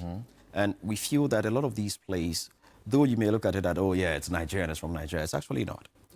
The themes in there are things that are happening around all of us, around the entire continent. And when you look at some of these works that we've had the privilege to learn in schools or to read in schools, a lot of people that studied literature worked with this play. So we figured we should give them something that they know, something that they have read, probably didn't understand. So let us help them understand it. People came to What the Gods Are Not to Blame. They said for the first time they actually understood it better because of our interpretation. So yes, what we do is we pick it, we tear it apart, and we tell it our own way. You might have read Death and the King's Horseman, but trust me, what you come and watch at the National Theatre is a little different. And you have a lot of work on your shoulders as a director to really put meaning into whatever a cast is doing. How do you do it? I think for me, a lot of these come naturally and easily because I started out as an actor. So I can get into the mind of every actor that I work with. And even when they are going through problems, I know how to work with the problems and get the best out of them still. It's all just because I started out from that background. I started out as an actor, so I can always put myself in their shoes. So it makes it a lot easier. And it also helps in characterization and even role play, identifying who should play which role. Once you yourself, you can immerse yourself into the various characters. And of course, before we decide to direct any play, it means I've read it like 3 times over. Right. Yeah, I must read it. So I can almost recite almost everybody's line in every play that I direct, almost every character, That's maybe a lot. not in detail or maybe not yet, but you should have an idea. Because at every point, when the actor is going to say something, you should have an idea what it is. Even if you don't know it specifically or exactly or word for word, you should have an idea. That is what makes you a good director. You must understand the script better than everybody else on that set, everybody else in that room. That is the only way you can interpret it and then express it the way it ought to be expressed. All right, so when you look at some of these stories, okay, obviously I'm going to be using The Gods Are Not to Blame and this other story. These are 2 Nigerian stories, and I don't know if anyone is, Na is gone. So Yes, Na is gone. so there's a bit of a link there. But then again, do you call people from outside, maybe in Nigeria, to say, okay, help me understand this. What really happened? Yes, yeah. this one, researchers, we have basically. about 2 Nigerian consultants helping us to bring this one to life. We've got the lady that you see in the picture, Mariana. She's a Belarusian. She's based in Copenhagen. We had to bring her here just to help us to choreograph one scene, a 5-minute scene. Yeah, we had to specifically for that scene. So you brought her here? Yeah, just for that scene. Stage plays are expensive. I was about asking that. How much goes inside? Super expensive, just for that scene. Today's her birthday, by the way. Happy birthday, Happy Mariana. birthday. You know, and there's an American actor in there, Todd. There's a British actor in there, David Thomas. You know, and all of that. Because the play has colonial masters, and I'm not the type of director, I don't want to paint Ghanaians to look white. White. Yeah. Because if the we play don't says like, look for white people, find white people. If you can't find them in Ghana, fly them in. Oh. And we had to make something like that happen for this one. So yeah, that's it. So yes, we do have Nigerian consultant helping us with the songs and dances. If you watch The Gods Are Not to Blame, you realize we used a lot of Ghanaian music and dance in there. But this one, we're trying as much as possible to keep it original. Yeah, original. As much as possible. Let me ask you this question. Film, stage play, which will you go for? Film is easy. Anybody who calls himself an actor and has not been on stage before is a joke. Really? Yeah. You can make a news cut out of that, put it out. Anybody, you call yourself an actor and you run away from the stage, you're a joke. You're not an actor. Why will you say You're that? not an actor until you've been on stage, because the stage requirements totally different from film. Right. Film, I can move from here right now. Give me a script, I'll get on set. George, we're shooting scene 5. Sometimes you don't even need a script. Tell me the narration. Yeah. Put my own words into it. If I'm that good, I would ad-lib for you and we're gone. If I make a mistake, cut, take 2, cut, take 3, cut, take 4 on stage. There's no take 2. You mess up, you mess up. You're doing it live. Live. It's How right do there. people pick it up when they miss their you lines? mess up. Well, we do have prompters behind the stage, to cue you. But it works more with the experience. Okay. You know, if you're an experienced actor, and that is why it is key not just to learn your lines, but to learn the entire script. Because if I'm playing a scene with you on stage, for instance, and you forget your line, and I know what you're supposed to say. Let's assume you're supposed to say, you should drink the water and take your medicine. The water is there. I'm waiting for you to say, so I can say, no, I've decided I'm not taking my medicine today. I'm waiting for you to say, you should drink the water and take your medicine. And it's not coming. But I know what I'm supposed to say. Go, I know you are standing there. I know you are just coming to tell me to drink water and take medicine. I've decided I'm not taking the medicine today. So you get it. Then he can repeat, no, exactly. you should drink the water. And I have reminded you. Okay. You understand? Right. But if I don't know your line, and I know mine, and I'm waiting for you to say yours before I say mine, we're both going to be messed. It's like a teamwork. It is a lot of teamwork. It's a chain. It's Yeah. connected. Yeah. It's interconnected. You know, a lot of that. So you need to bond. You need to understand. You know, and when you're playing a scene with somebody, you need to really know the person's lines as well. So sometimes even the language can change. Even the tense can change. Okay. You understand? Or a word can change. That word can change your reaction or your response totally. So you need to listen to each other on stage as well, so that if the person changes, you can also alter. change. So are we ever going to see a musical from you? Like, say, one of my favorite, 1978, Grease. Grease. I love Grease. I've watched students play Grease. I never say never. Yes. So I don't know. Are we ever going to get that? Because I never thought I would be doing Death and the King's Horseman. It's a play I've always run away from as a theater student. Because it's difficult, very complicated, and a lot of work, and very expensive. Yeah. You know, we're almost at 2 million CDs already with this one. Yeah, And almost how at do you 2 raise million. funding for this? We are lucky to have some sponsor supporters like yourself, Channel 1 TV, City, MTN, Stanbic Bank, Naplan's Car Rentals, Bill Savings and Loans, The Luckiest, the GTA, Peck Biscuits, Yumi Yogurt, Belacqua, you name it. We've been lucky. We've been fortunate. Yes, the monies they give us is not enough, and that is why we need you to come see it. Buy tickets so that at least we can break even, and then we'll pay some of the money to GRA. Then they can do roads. They can do their Krakumasi road. Beautiful. But how do you manage the cast of 200? You've just got to bond like a family. A lot of directors get frustrated, and sometimes you get on set and they're shouting at their cast. I don't know how to do that. If you ask the people that I work with, they'll tell you, I never yell at anyone. I never lose it. Also because, again, I think it's the blessing that I started out as an actor. It makes so you understand. Yes, I try to understand. You understand what's on this. But I cannot, and I'm not saying that it is wrong for directors to yell. Sometimes you have to yell. It's difficult. Some actors can really push you to the edge. Yeah, some actors. Because, for instance, it is not my duty to teach you how to act. Yes. You say you should have known it already. Act. My duty is to tell you what to do to deliver the scene or what we need to do. But the acting, I'm not supposed to teach you how to act. You understand me? You know, so sometimes when people come on your set, you know, be it a movie or a stage play and all that, and you now have to stop directing and teach them how to act. Yeah. It's difficult. Then it's difficult. That is when directors lose it, you know, and all that. And then sometimes you're supposed to come and you know your lines already. They come and they are not getting the lines. That can, because, you know, every second spent is costs. Yeah. You just see the way you put your phone down. Yeah, yeah. You can tell. Position a bit. It's there. Sometimes we just have to swallow it. So those who yell and shout, you cannot blame them. We all handle situations differently. If that's the best way they can express it, some of us can just stomach it, swallow it, go walk it off, come back and continue the work. Right. But sometimes it gets really frustrating. Right. Because every second spent is cost. We're at a rehearsal venue. We've rented the place. We're paying for a particular time frame.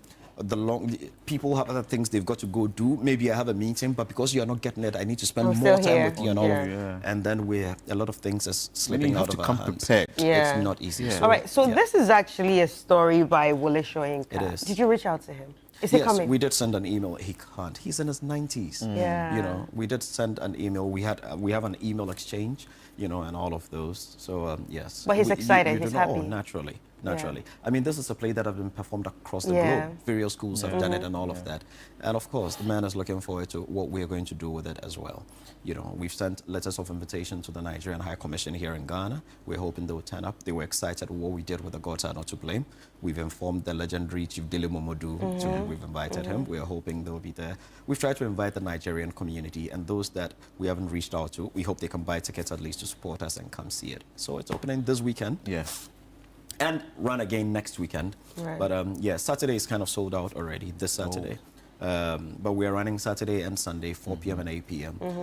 You know, a lot of people sometimes book their tickets, but for some reasons they change the dates, they are not able to make it. So though 4 p.m. and 8 p.m. Yes, at the National Theatre. Okay. So though I'm officially just trying to put it in my mind, so I know when to come. Saturday is sold out. If you come, there still might be seats because people alter and change their bookings at the last minute sometimes. So yeah, you can still come.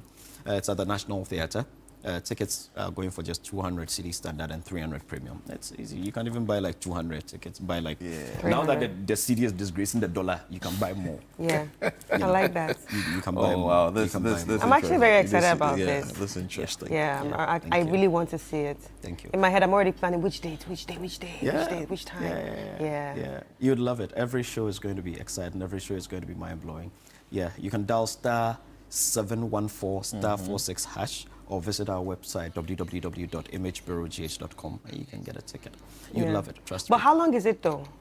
It's about 2.5 hours. Nice. Yeah, well, just like the Gods Are Not to Blame. Wow. It's about 2.5 like hours. A full movie. Yeah, it was a bit longer, but we compressed it a bit, altered some of the scenes. That's what I do with every. That's why I have to seek permission because I'll change your script. You know, I remember when Professor Martinos, who came to watch The Legend of Acoustica, he said, "This is not the script I wrote." I said, "Yes." You had to change it a bit. It's the only way you can add your own signature to it. Yeah, and make it a bit more exciting than it is. After this play, will there be another? Another play? Yeah. Like I said, next year we're looking at doing a Ghanaian adaptation of Shakespeare's Merchant of Venice. Oh. A Ghanaian adaptation of Shakespeare's Merchant of Venice. So. He's a genius. Let's give it to him. We don't have anything to say. We don't have, okay. Thank you very much. Take your flowers, Thank you very much. We don't have anything to say again. Thank you. No, we're grateful for the support. I mean, and we're looking forward to people coming to see this one. Yeah. I mean, it's your tickets that can keep us going. If you don't come and see it near Boca, we fold up, we go. Let us show the world that it is money and resources that we don't have.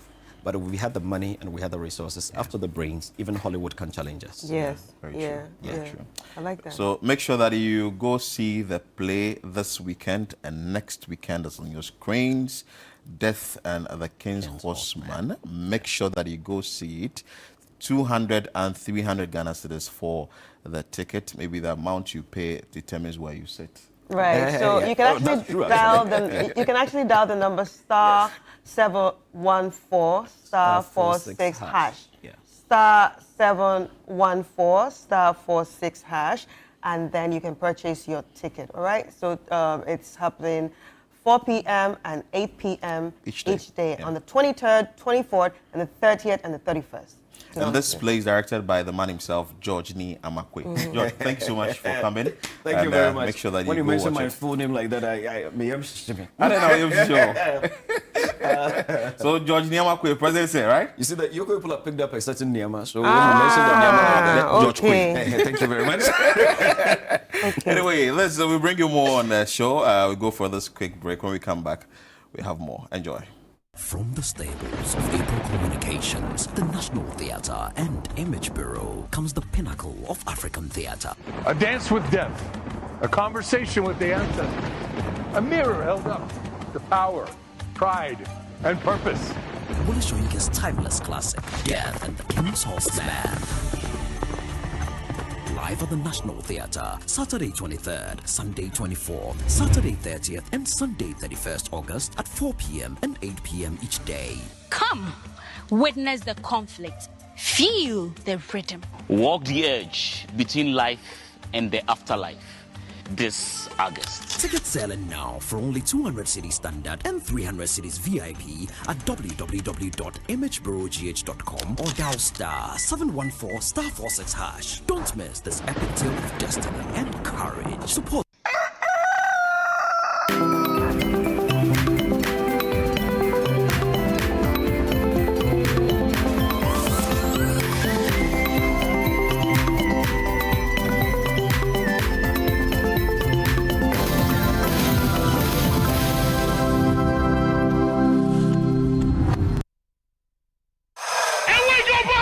Let's get into the world of sports like never before. You know how we do it on Fridays. Join us every Friday at 7 p.m. on 97.3 City FM for Sports Panorama, your ultimate destination for all things sports. One of the biggest scandals in this country's history. You can't spend 250 million USD and come out with that.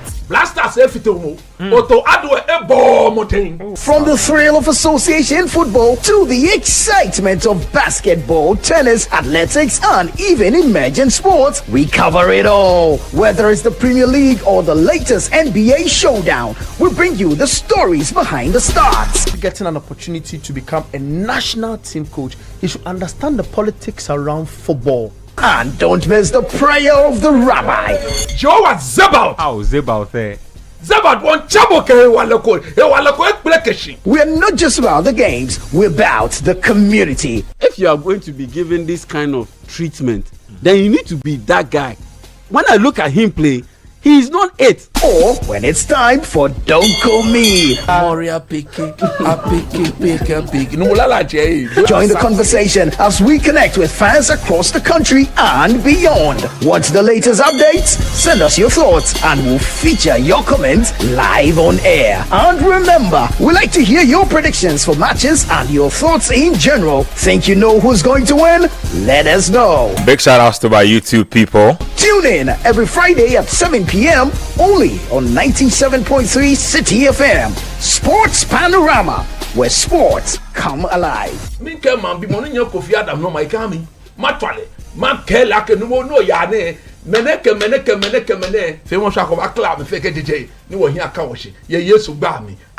Sports Panorama, your weekly sports fix. Don't miss out on the action. Sports Panorama, catch the excitement every Friday.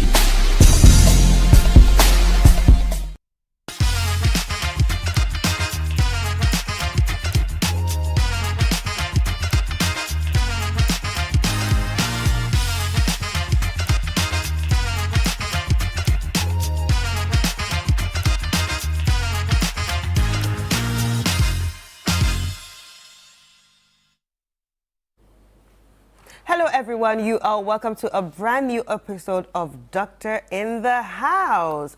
And we are excited that you are joining us today, especially for the fact that we bring you, issues about the health and find solutions with all these problems that we talk about on these shows. And obviously, you'll be asking, who is the doctor in the house? Before we go to the doctor in the house, I want to tell you what we'll be talking about today. Today, we're going to be talking about the larynx and the voice. The larynx usually is known as the voice box. So today we're going to be talking about the functions, the anatomies, and maybe if there are disorders and how to fix them. Now, the doctor in the house is no other person than Brigadier General Dr. Ni Obodai, an ear and nose and throat surgeon and a former commander at the 37 Military Hospital, and now the medical director of Roseburg ENT Clinic at East Legon in Accra. So if you have your questions, if you're curious about anything that has to do with the larynx and the voice, send those questions via the WhatsApp number on the screen and we will get to ask the doctor here. This show is like a mini consultation before the main consultation, before your treatment. So feel free to send in those questions right here. Hi, Doc. How are you? Hi, Chris. I'm doing well. Thank you very much. Oh, Doc, it's nice to see you. Same here. All right, so today we're going to be talking about the larynx, also known as the voice box, The and voice also we're going to box. be talking about the voice. Yes, it's known as the voice box, but can you tell us the function of this and its anatomy? Very well. Thanks for the question. The larynx, as we would describe it, well put out there as the voice box in ordinary language, or what we would call the Adam's apple sitting out there. You see it going up and down when you're swallowing. Oh, that is the larynx. The Adam's apple is the larynx. That is the larynx. That's the voice box. It contains the vocal cords, and they are the objects of our interest. Okay. The Right. vocal cords. Right. So the larynx forms that part just below the hypopharynx, and it has the junction entrance into the airway and then into the stomach through the esophagus. Okay. All right. So at that junction, you have it there. In front of it, have the cords that open into the trachea and then into the lungs. So that's the airway.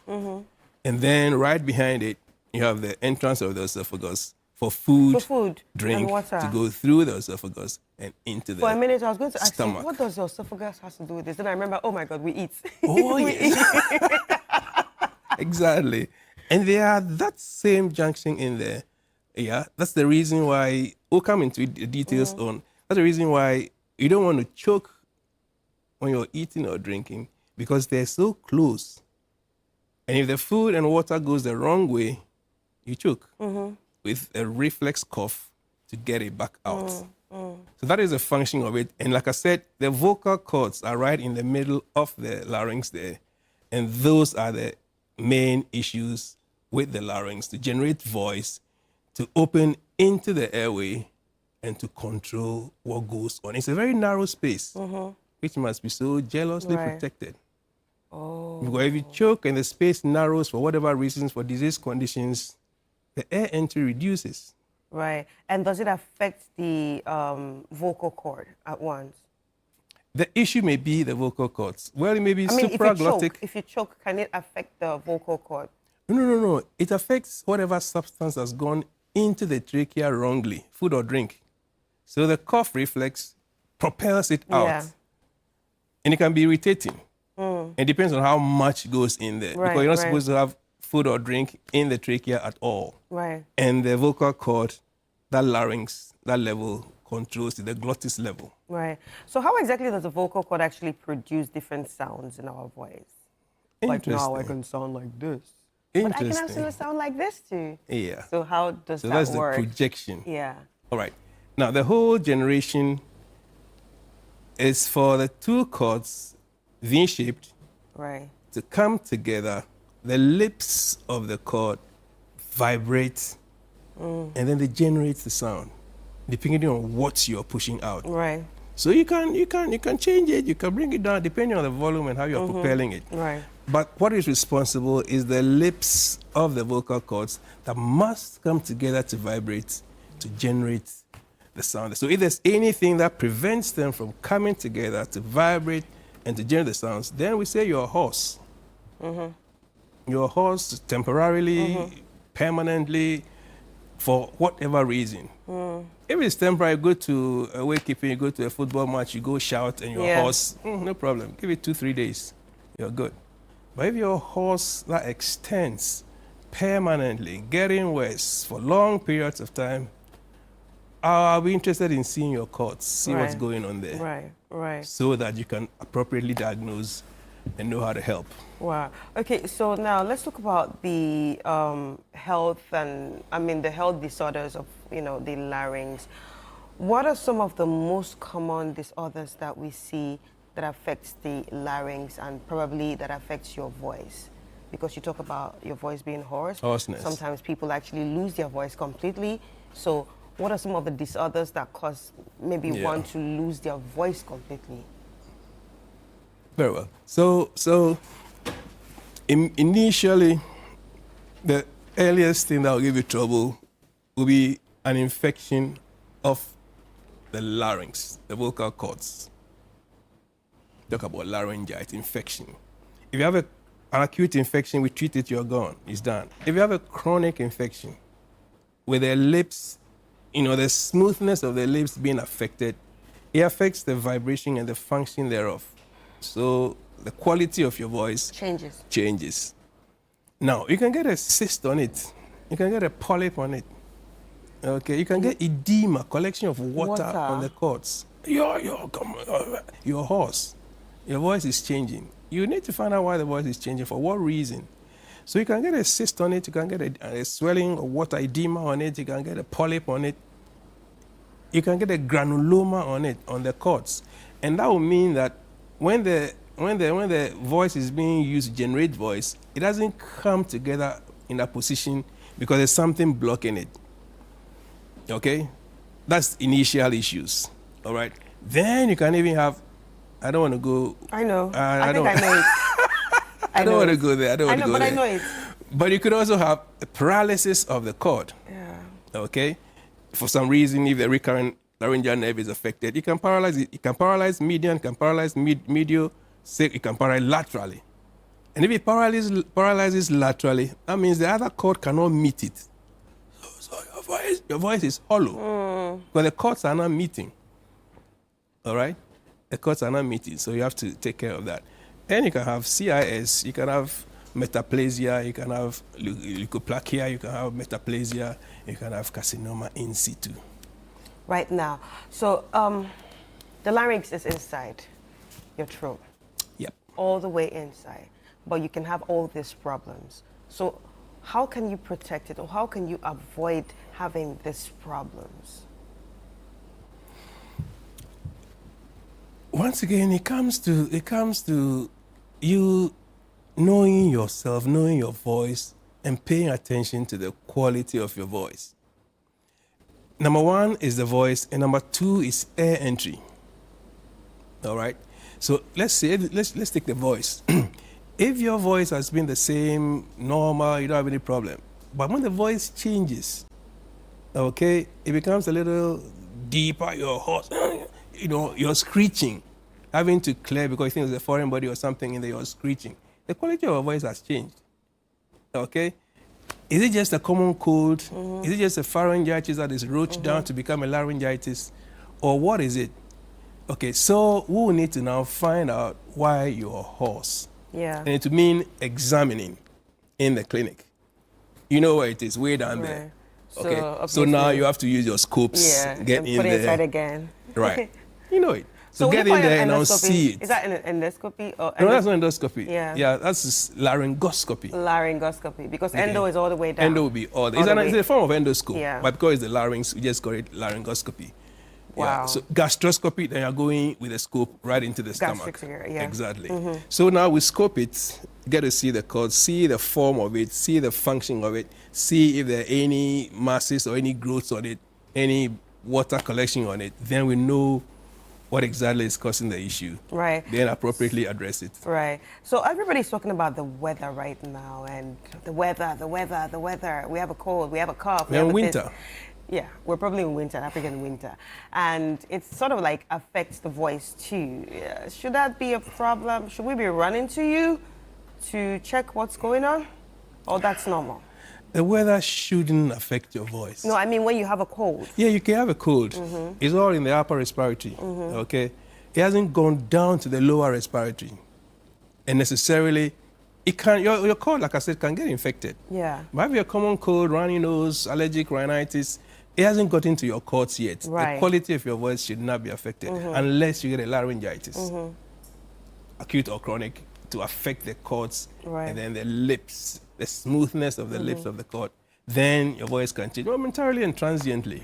Right. Once the infection is over, you should get your voice Everything should back. be cleared. Yeah. So you shouldn't be worried. Not at all. All right. What about acid reflux or reflux issues? I've seen reflux issues affecting voice. Yeah, I have just discussed that issue right away. Now, reflux disease, based on the fact that your sphincter, the lower sphincter, gastroesophageal sphincter, is kind of weak. So it doesn't close completely. All right? So that's what we call gastroesophageal reflux disease. So supposedly, or theoretically, when you lie flat, gastric contents come through the sphincter and into your esophagus to give you what we call heartburns. It has nothing to do with the heart, but it gives you heartburns because you're not supposed to have acid in the esophagus. So it gives you heartburns. But now it's being blamed for hoarseness and voice change, which is absurd because it doesn't go all the way to your vocal cords. It's not possible. Otherwise, you choke in your sleep. Right. Right? So even if you have some liquid gastric fluid coming into your throat, fine, up there. It may irritate the back of your throat, but not into your larynx. Yeah. Because it has to go bypass the esophagus from the epiglottis. All right? Because the epiglottis is a flap that covers the larynx when you're swallowing. If that doesn't function well, you will choke when you're eating or drinking. Yeah. So for it to bypass the gastric fluid to go all the way to affect your cords is a no-no for me. Yeah. It can irritate your back of it if you get some coming up, but not to your cords, because you will choke. It's not just irritating your vocal cords. It's fluid going down the wrong way, down the trachea, into the windpipe, going into the lungs, bronchioles, and into the lungs. Right, right. So I will not blame Acid reflux hoarseness for that. on acid reflux. Right. So are there any warning signs of some of the conditions that you've mentioned, like polyps, nodules, laryngeal conditions, and even cancer? Like, are there any warning signs? Because I've heard about people having cancer down there. So are there any warning signs that people should look out for to say, look, I feel something very odd. I need to run to you right now? Number one, voice quality. Number two, air entry. Now, if whatever swelling out there is so huge, okay, and the space in the glottis is so narrowed, I've had patients come in who are wheezing. They have serious stridor. Stridor is noisy breathing. Yeah. So they're wheezing. That whole V-shaped is reduced to like that. So it's coming. You can take your hand up a little bit so people can see that, yeah? Okay. So, all right. If you have the vocal cords, like that's the glottis area. That's the anterior part, that's the posterior part. That's the glottis area, okay? So now if this space is a small space, and that's the entrance into the lungs, the air entry. So if this space here is so narrowed by a growth and reduced to just a little portion, the air has to now rush through. So it becomes noisy. So they'll be wheezing. Wheezing, coming or stridor, we call it, inspired. If you go see, the whole glottis is covered by a mass. And why would you get there when your voice had been changing for the past year, 2 years, 6 months, and the mass is growing, and it grows so heavily, covers nearly the whole glottis. And you know some of the solutions for this one here temporarily? What is it? The air is so reduced, you have to go down here and put a tube in there. Yeah, and then it takes... So that it bypasses the larynx so you can breathe through a new nose we give you in the neck. So is that also the condition? Tracheostomy, we call that. Yes, I was gonna ask that. So basically, when the mask is removed, or when the mask is taken off, so does that mean the person loses their voice completely, and it's using that machine? Because I feel like I see it when they want to speak, they have to press on that thing. Yes, this is the reason why. When you've taken the whole thing out, it depends on how much you take out. If you can preserve the cords and you just remove the mass, the cords functions back again because the obstruction has been removed. But if it's eating away the cord already, then it's gone. Now, if you put a tracheostomy tube here, it bypasses your, your larynx. So you breathe in here. Now you have specialized tubes that have an opening. Yeah. Okay, so that one that can open up and then allow you to vocalize. Yeah. Some are solid, you cannot use your voice, forget it.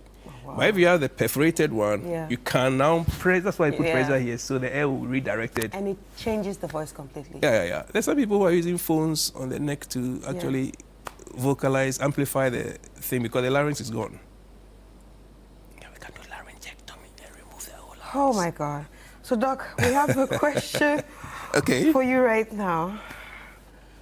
Hello, can you please ask Dr. Obodai about what causes kids not to speak early and if there are steps to take to resolve it quickly, as many parents are quietly frustrated, Okay, that's delayed speech. Yeah. Delayed speech, basically and plainly, we will start with their hearing. Okay, because if you don't hear, you don't speak. Because speaking is a repetition of what you have heard. Yes. So you hear and then you repeat.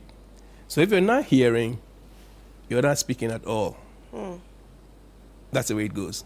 So now we're going to find out what's happening with the hearing. Yeah. There are other kids who are hearing, but neurologically, the speech is delayed. Okay, so the neurologists come in, they want to find out what's going on. Speech therapists come in to want to find out why. Once we've established that the kid can hear, then he should be able to speak.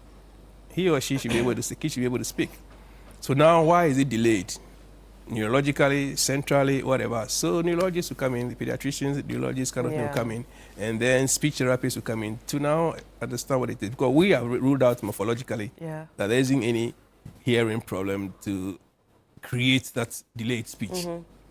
But I've known people who have talked after a year and a half, after 2 years, and then get trained and they pick it up because they have the reserves. Right. If they don't have the reserves, you might as well go to the sign language. Right. So you were talking about the vocal cords. Vocal cords, and we have them on the screen right now. Very good. Yes. So let's go through it again. Very good.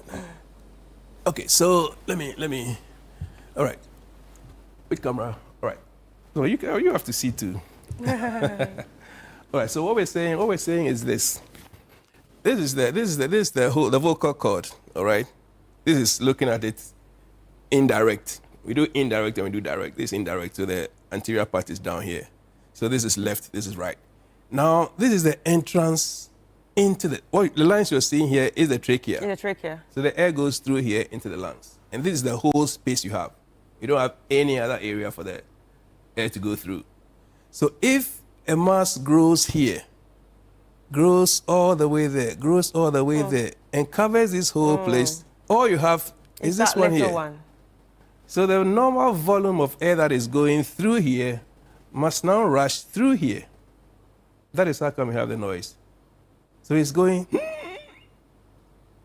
saturation probably also falling, oxygen saturation probably falling. This is critical. Now, you're not going to sit and then take these ones out here while he's out there. So now, that's how come the tracheostomy comes in. That's a very bad case anyway. But if you have a node here, it's something we call Singer's nodes. It grows up here, the anterior third. Singer's nodes? Yes. Does it happen to singers a lot? Yeah, that's what we call it, Singer's nodes. Oh, okay. So now, it's a small one. It doesn't affect the air entry. Yeah. It's a small. It affects the quality of your voice because it affects the position of the cords. So that's sitting right here. You can have a cyst here. You can have intubation granuloma sitting here. That's okay. The air entry goes in. It affects the quality of your voice. So there are two things: the voice quality and then the entrance of air. So can you take them away? But yes, we do surgery. We surgically remove them. So that's what I mean. How long will this procedure take? Oh, it shouldn't take too long. My part shouldn't take too long. It will take somebody to put you to sleep. Then I come in, do it out, then they wake you up. So my part of it is very small. But what is the healing procedure like? How many? He's very fast. Okay. If it's a polyp, and I just snap it, end of story. Yeah. It heals. If it's a what do you call it, edema, water collection, you just lose it. Slice it, drain the water, put it back. It closes very fast. Right. If it's a polyp, just snap it. It goes away. How long can a polyp last in someone's larynx? Larynx, sorry. It can say that it can grow. If you don't take it out, it can grow. If it doesn't shrink, it will grow. All right. But then if it's an active mass, okay, that is growing, then it is still growing. It's active, it's growing. So then you have to take it out quickly and then test, know what it is. And all rather that. than wait, biopsy it and get a pathologist to work on it. Rather than wait for it to bring you to that point of stridor, then you're already getting into a critical situation. Okay, because if it blocks totally and it affects your oxygen saturation, and the ENT man you meet cannot enter your trachea in good time. Anyway. We're good. Good morning. I hear my speech in my left ear when I speak sometimes. Kindly ask Doc what that might be and what I can do about it. You hear movement in the left ear or you hear the sound? His or her speech in the left ear. Is the sound, is the volume of the sound that you hear, is a tubal issue. Tubal issue? Yeah, the tubus eustachiae. The eustachian tube that joins the middle ear to the nasopharynx. So what's the person So probably the air is just, it's like when you hold your nose and you press, it pops. Yeah, it pops. That is the tubal function. Oh. All right. So if she's speaking and she's hearing it in the ear, it's probably going through the tube into the ear. So what's the person supposed to do? What is supposed to do? Let's find out what is going on. Let's see whether it is actually that kind of pathology or what is going on in the back of the throat. And then you can appropriately be able to talk to sort it out. Wow. Anyway, are there any lifestyle or diet changes one is supposed to make when it comes to protecting your larynx and your voice? Say alcohol, say misuse of smoking, drugs. Yeah. Tell us. Certainly. Cold water, ice block. Yeah, Okay, let me start with the innocuous one. The lifestyle issues that affect the cords, we typically smoke. Alcohol to some degree, but smoke. Because smoke goes directly through the vocal cords, through the larynx, into the trachea and into the lungs. So the first point of abuse in the lower respiratory system is the vocal cords. That is why smokers have that kind of voice, because the cords are irritated. But if you ask me about food substances, I always give a funny joke when I talk about banana improving the quality of your voice. You swallow it. You swallow the banana. Yeah. You open the banana, you swallow the full thing if you're a singer. That's what I've heard a lot of singers do. Why? Because that's it's what we're going told. straight into your stomach through the esophagus. Your vocal cord is somewhere else. If you convince me. I get it. So it's going to your stomach. It's not even touching the vocal cord. Please. If you convince me that there's some ingredients in the banana that aids the vocal cords when it's been absorbed, okay, I'll give it to you. No, they say it opens up the vocal But if the banana is supposed to smoothen your vocal cords to increase the quality of your voice, then you lost me there. Because it doesn't go through the cords at all. Straight into your stomach. Oh, Doc. Okay. You just bust our bubble. So food substances, particularly apart from alcohol and cigarettes, that would directly affect your cords. Right. I would not put a finger on anything else that would give it up. Drinks, fruits, supplements, not for your vocal cords. Yeah. General health, fine. Right. But not for your cords. So what about chewing ginger? Oh, please. It doesn't mean that your cord. Well, Doc, you just bust my bubble, because I remember when I used to be in a choir as a young person way back in school, and they said, "Oh no, take banana, swallow it." I was just swallowing bananas. How many did you swallow? Like a lot. And then the bananas are so big, and you're just like, God, Oh, Lord. God, I'm trying to sing for you. To what purpose? Anyway, Doc, we have one last question here. Okay. Doctor, my son is almost 15 months old. I've noticed that when 15 he months. speaks, for example, when he says yes, he tends to place his tongue between his teeth. He's probably lips. Listen, yeah. Instead of keeping the tongue inside of his mouth for the S sound, it pushes out between the teeth. And I wanted to check if it's normal at his age or as part of his speech development, or it might be something that needs early attention. Is it lips? Yeah, the lips, yeah. Lip child. That is a genetic thing. If it's the people who come with that kind of pronunciation. Yeah. All right. I mean, you're not doing anything about it. That's the Yeah. way the person is coming. Yeah. The people who are vocalizing, they're not even forming some consonants well. Yeah. All right. Mhm. If there's a condition that's predisposes to that, then it's a different story. Like palate issue, cleft palate, kind of cleft lips. Those are different stories. Yeah. But with all those things excluded, if typically the S, F, yeah, F, that's what I want to do, So the as a lips. lip sync. Sorry about that. So good morning and thank you for this show. Thank you too for watching. I feel the presence of something in my throat whenever Okay. swallowing saliva, but don't feel it when swallowing food. I bring out some particles from the throat from time to time. And what could be the cause of this and how can I mitigate it? Is it talking about tonsil stones? Possibly. But do you Possibly. feel tonsil stones when you swallow water? No, that's a different thing. Yeah. It's a very, very loaded question, about 3 in 1. Mm-hmm. The swallowing part may just be from a chronic, allergic irritation. Yeah. So you have lymphatic tissues that build on the pharynx. Yeah. You look at it, you see kind of reddish. It's not inflamed. Yeah. It's just irritated. Mm-hmm. So your own tongue touches it. It feels like a foreign body. Oh. So you want to clear. So your tongue can touch you. Yeah, the back of your tongue. Mm. So it feels like a foreign body. You want to clear. But there's nothing foreign there. It's your own tissue. Right. But concerning the what do you call it? The particles, I Yeah. believe it's just tonsillar stones Tonsil that you stones. get cough up Right. once in a while. Okay, so Doc, before we let you go, of course, we will need the tip of the day. What's the tip of the Yes. day we're looking at today? So the tip of the day today, like we have just discussed, we want you to take interest and get to know the quality of your own voice. If there's a little change, you should be able to work at it and do well to preserve it, Mhm. because that is an identity issue. Right. So preserve the quality of your voice. We've added, air entry and all Yeah. that, but basically, we talk about chords, your quality. Right. Very important. All right, and on that note, stop swallowing bananas. It's not going to do anything to you. It's not going to smoothen the voice. It's not going to make you sing better. Just take care of your voice box, all right, with everything Doc just said. And also thank you to everyone that sent in their messages. If we can't read your messages, we promise that it will be read next week right here before we start our next topic. But we've been speaking to Brigadier General Dr. Ni Obodai, who's an ear and nose and throat surgeon and the former commander at the 37 Military Hospital, and now a medical director of Roseburg ENT Clinic at East Legon, Accra. What's the number to reach you on? 0244 380 802 054 77 22195. All right, You thank may you. also Google Roseburg ENT Clinic. Yeah, and they bring come it right through. there. All right, thank you so much. And like we told you, this show is actually the first consultation to your main consultation at the hospital. And thank you so much for joining us. This has been Doctor in the House. My name is Chris Carter.